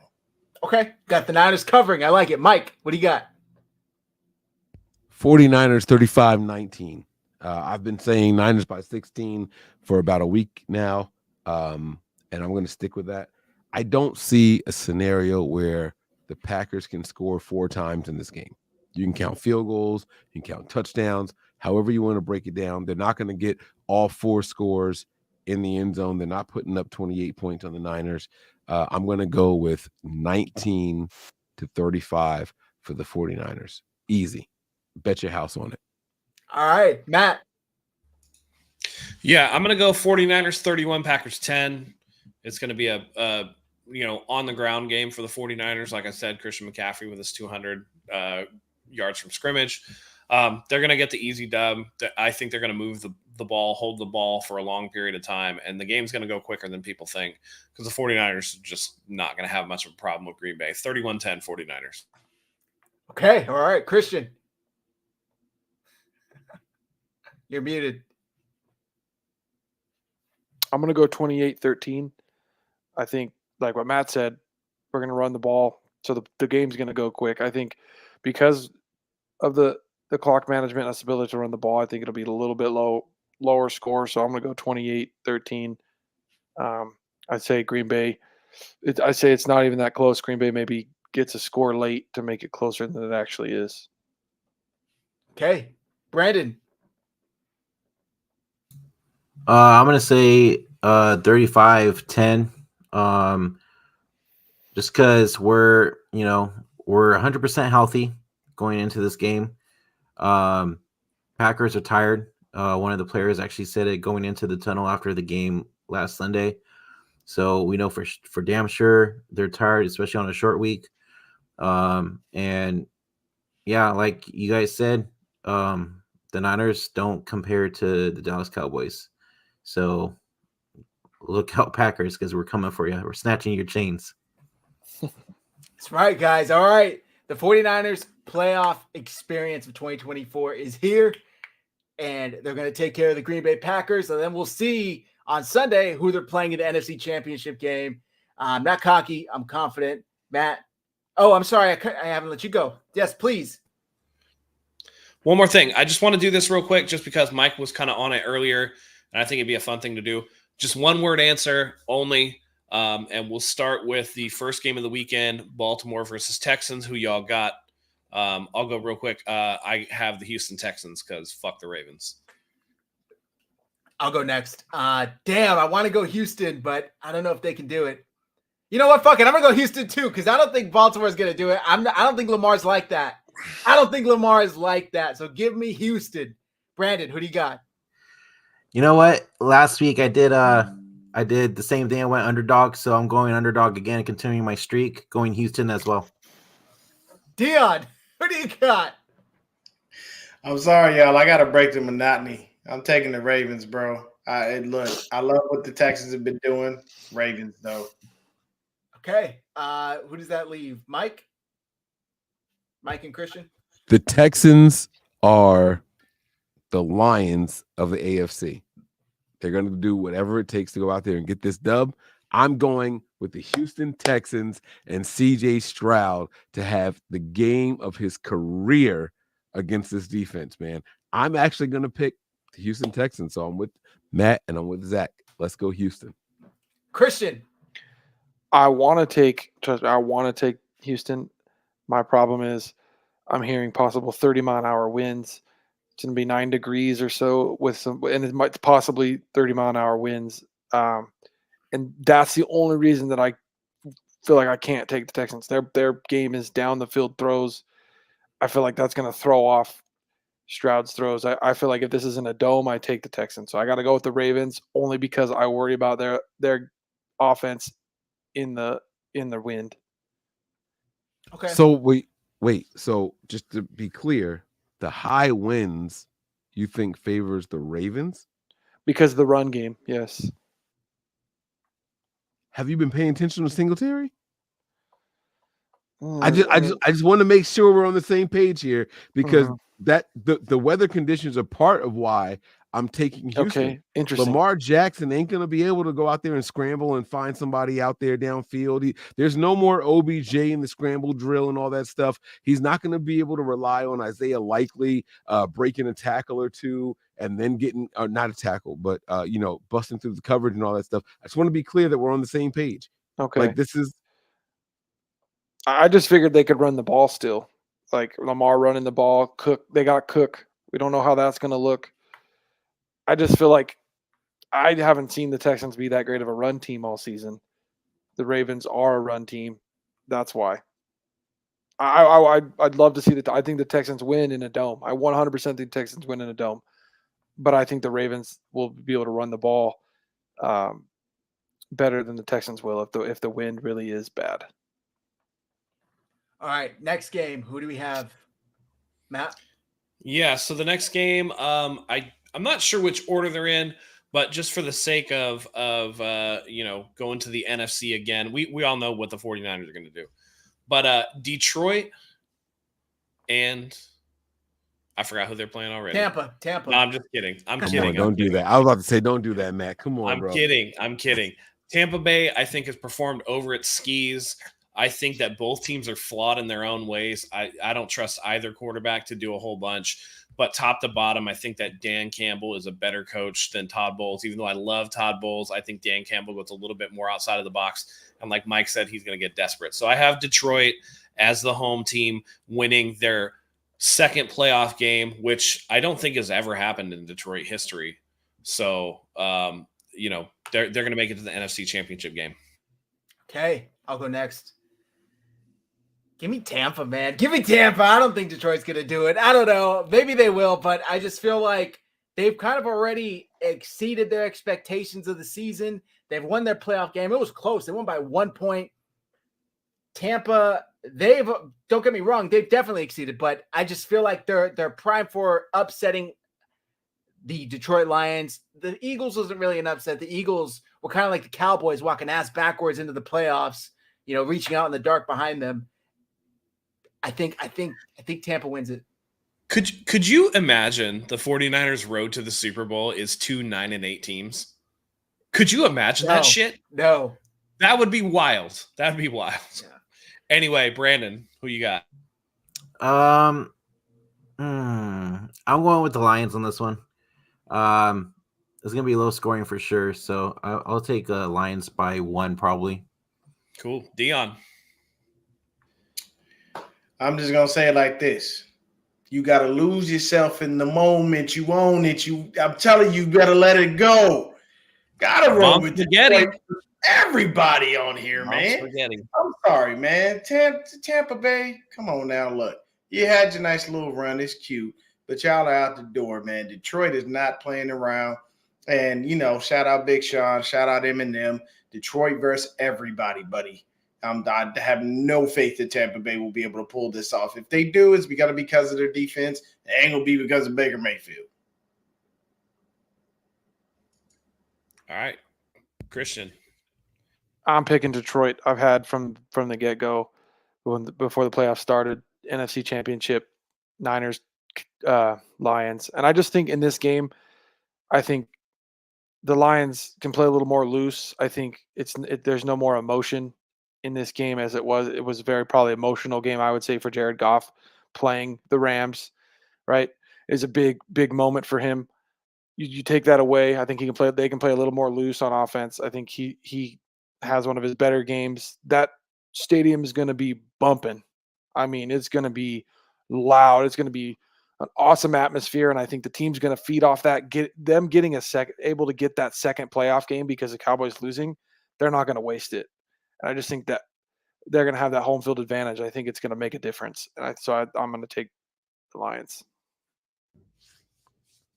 You guys are all spot on except for one thing. DeMeco Ryans. He's going to have that defense prepared. He's going to have that defense ready. And, we talk about gambling and all that stuff. I think this is when it comes back to bite Dan Campbell in the ass. We saw, and I talked about multiple times, the 4 attempts for the 2-point conversion. That's going to be Dan Campbell's motto for the entire duration of this game. It's going to come back to bite him in the ass, and you can't do that against a team. We have seen Stroud come back and lead game-winning drives when no one expected him to go out there and get it. Mike, how much you had to drink tonight, brother? CJ Stroud and DeMeco Ryans ain't part of this game. No. I'm sorry. You're absolutely right. I've had a lot to drink. I have had a lot to drink, but I'm sorry. Tampa Bay. So the thing is with Tampa Bay, I apologize. Good call. Thank you for checking me, right? No, hey, man, this is great content. I love it. No, but the Baker Mayfield-led team has absolutely nothing to lose. And I trust their wide receivers, that wide receiving core, more than I trust the Lions secondary. Okay, so that's where I was going with it. I'm sorry. I'm so hyped on Houston, and I'm so proud of DeMeco and what he's done. I couldn't wait to talk about him again. I apologize. But the Lions versus Tampa Bay, I like the receiving core. If it's a 1-score game with 3 minutes left, give me that wide receiving core against that Lions secondary all day, every day. The Lions are going to go out there and fall flat on their face. Give me Tampa Bay. Cool. All right, I guess we're going to finish up with what many are probably thinking is going to be the most hotly contested game of the weekend. I beg to differ, just because this will be the first time that Patrick Mahomes has been on the road in the playoffs. And this Kansas City Chiefs team is not the team that won the Super Bowl last year. They have a heap of problems, and people want to talk about Brock Purdy and having a good offense. Patrick Mahomes for a long time had really good weapons on his offense, and you see the type of year, the down year that he's having because he doesn't have the supporting cast. They have to travel to Buffalo. It's Patrick Mahomes' first ever road playoff game, and it's one he's going to take a loss in. Give me the Buffalo Bills. Nobody circles the wagons like those Buffalo Bills. Let's go, buddy. Yeah. Give me Buffalo too. This is a different Chiefs team. So I just think Buffalo can do it. I think they've been waiting. It's their Mount Everest, and they're finally about to conquer it. Give me Buffalo. Mike. I hate that I'm going with you guys, but I'm going to go with Buffalo also, right? You look at Patrick Mahomes versus Josh Allen, right? And both these guys are really good. They're phenomenal quarterbacks. Both of these guys will run if they have to. They will take a shot down the field if they have to, and all that. So that means that it comes down to players outside of the quarterback position. And for whatever reason, right or wrong, I trust the skill position players of Buffalo more than I trust the skill position players. And I like Rice. I swear I do, but it's not enough. I'm going to go with Buffalo. They're going to go out there and get this done. Sorry, Kansas City. You guys are going to have to sit home and watch the AFC Championship game. Okay. Brandon. I'm going with the Bills as well. The Bills are finally playing at home against Kansas City. Kansas City this is their first playoff game on the road. Kansas City just hasn't looked the same this season. Their receivers keep dropping balls. Patrick Mahomes' only guy to go to really is Travis Kelce. And honestly, I would rather have the Bills over the Chiefs any day, because that means that no more Taylor Swift on the TV. So go Buffalo. All right, Dion. Gotta break up the monotony here, man. Gotta break up the monotony. And even though this dude is from St. Louis, he is still from Missouri. So I'm going down, baby. Yo, street in the range, going street sweeper, baby. Cock ready to let it go. I gotta go with the Chiefs, man. Patrick Mahomes ain't missed the AFC Championship since he been in the playoffs. And I unfortunately don't think that's about to happen this year. I like what Buffalo is doing. I know they have the better defense. I know they got the better offense, but I'm sorry. This dude, year in, year out, lives in the AFC Championship game. I don't see it changing. Give me the Chiefs. Okay, Christian. I'm taking the Bills. I think Josh Allen's playing out of his mind right now. You watch what he did against the Steelers. I mean, dude, he's playing out of his mind. The Bills are 17-0 when he doesn't turn the ball over. I don't think he turns the ball over against the Chiefs. I know that the Bills are hurt on defense, but I still don't think the Chiefs have enough on offense to do anything. Even their best weapon has been pretty terrible at times this year with drops. Like Kelsey's got a lot of drops this year. And the one thing I don't think anybody's talking about, and I think even the media hasn't really talked about, is the Chiefs are beat to hell from that game last weekend. They are beat to absolute hell. Like, I was watching the Pat McAfee show, and AQ Shipley's got some friends on that line that play for Kansas City, and he said they had some serious issues. There may have been some frostbite and whatnot for some of those players in that game. Apparently, any of those players that didn't cover their skin in that game are feeling the after effects now. That's gonna wear on you in a game that's gonna be physical, and the Bills are gonna want to come punch them in the mouth. I think that's gonna play a huge factor in this game, is the after effects of them being out in that freezing cold. So I'm taking the Bills. And they're going to Buffalo. If I'm not mistaken, in Buffalo, y'all seen what it looked like. It was horrible. That snow was ridiculous. Like, that's why they had to postpone that game. I hope they traveled there already, right? Yeah. So I mean, they better already be there. Yeah, because at this point, you might not even get into Buffalo with the way the weather is. The only reason, I'm gonna tell y'all real quick, the only reason that I don't feel like Buffalo's gonna do it, I'm sorry. Every time I think of Buffalo in the Super Bowl, I remember 4 straight L's. And I just feel bad for that squad, man. But I'm sorry. I'm sticking with it, man. Mahomes, no matter how hurt, how busted, how beat up that team is, kid just seems to live in that AFC Championship game. These are facts, not fiction. In order to get to the Super Bowl, you got to win divisional games. That's all I'm saying. I like it. I respect it, but 0-4 in the Super Bowl, I get it. 4 in a row. We'll probably I don't think we'll ever see a streak like that again. But in order to get there, you got to win divisional and conference championship. So it's just weird. You got to go with Buffalo, man. They got it, man. They got it this year. I know we're gonna end it real quick, Zach. But Jim Everett, stop crying, bro. You lost. You're out of the playoffs, man. Nobody wants to hear it. Nobody wants to hear about your bum parade from years ago. Nobody wants to hear about how you got robbed. Nobody wants to hear anything, bro. Take your L and sit at home and watch us win the Super Bowl. And shut up already, man. Let it go, bro. Stop crying. What's At the end of the annoying? day, What's you it? got these crocodile tears about these lamb chops, bro. You lost. You took an L. What's annoying about that comment is literally Yeah. the next year, the Cowboys went and got Deion Sanders. Deion Sanders is why we lost in the NFC Championship that year to the Cowboys. So Can we get a Matt I Rat? don't want I'm only going to and- out troll the troll that is Jim Everett. He's and been coming here the Cowboys stole Charles Haley from us, right? They go, you know what I mean? I don't want to fucking hear it. Like, I was like, why are we talking about shit from before when I like know. I everybody don't know why except we me bring on it the up. channel It's was alive? stupid, Like, but- what's going on right now? We got to wrap this show up. So we're going over 2 hours. Real quick for Dion. Dion said Patrick Mahomes has never missed an AFC championship game. Listen, there's a famous quote, and it goes like this: "The first time is always the hardest." So I hope Patrick Mahomes is prepared. All right, guys. All of our X handles are on the screen. Make sure you hit like. Make sure you hit subscribe. Go check out Nothing But Niners. Make sure you're following them there. Check out Nothing But Niners Patreon. Patreon.com/NB9ERS. Mike will be live Saturday for the entire game. You don't want to miss it. We will be live after the game, I imagine, and we'll in some sort recapping everything that happened.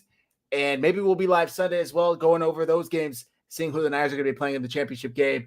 But like I said, go subscribe to everybody. Go follow. Until then, Matt, please carry us out. Absolutely. This was a fun show, big panel, lots of discussion going on, lots of energy. I loved it.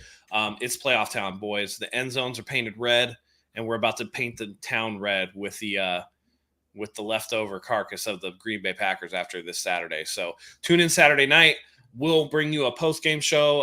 At some point, we'll put it together. I know it's kind of a busy thing with the playoffs and stuff like that, but thank you as always for joining us. Mike, Christian, Dion, Brandon, Zach, thank you for holding it down as always. Everybody who joined us here tonight, hit like, hit subscribe, follow us. Always come here for the 49ers content. We love having you here as always. And until next time, it's playoff time, baby. So go Niners.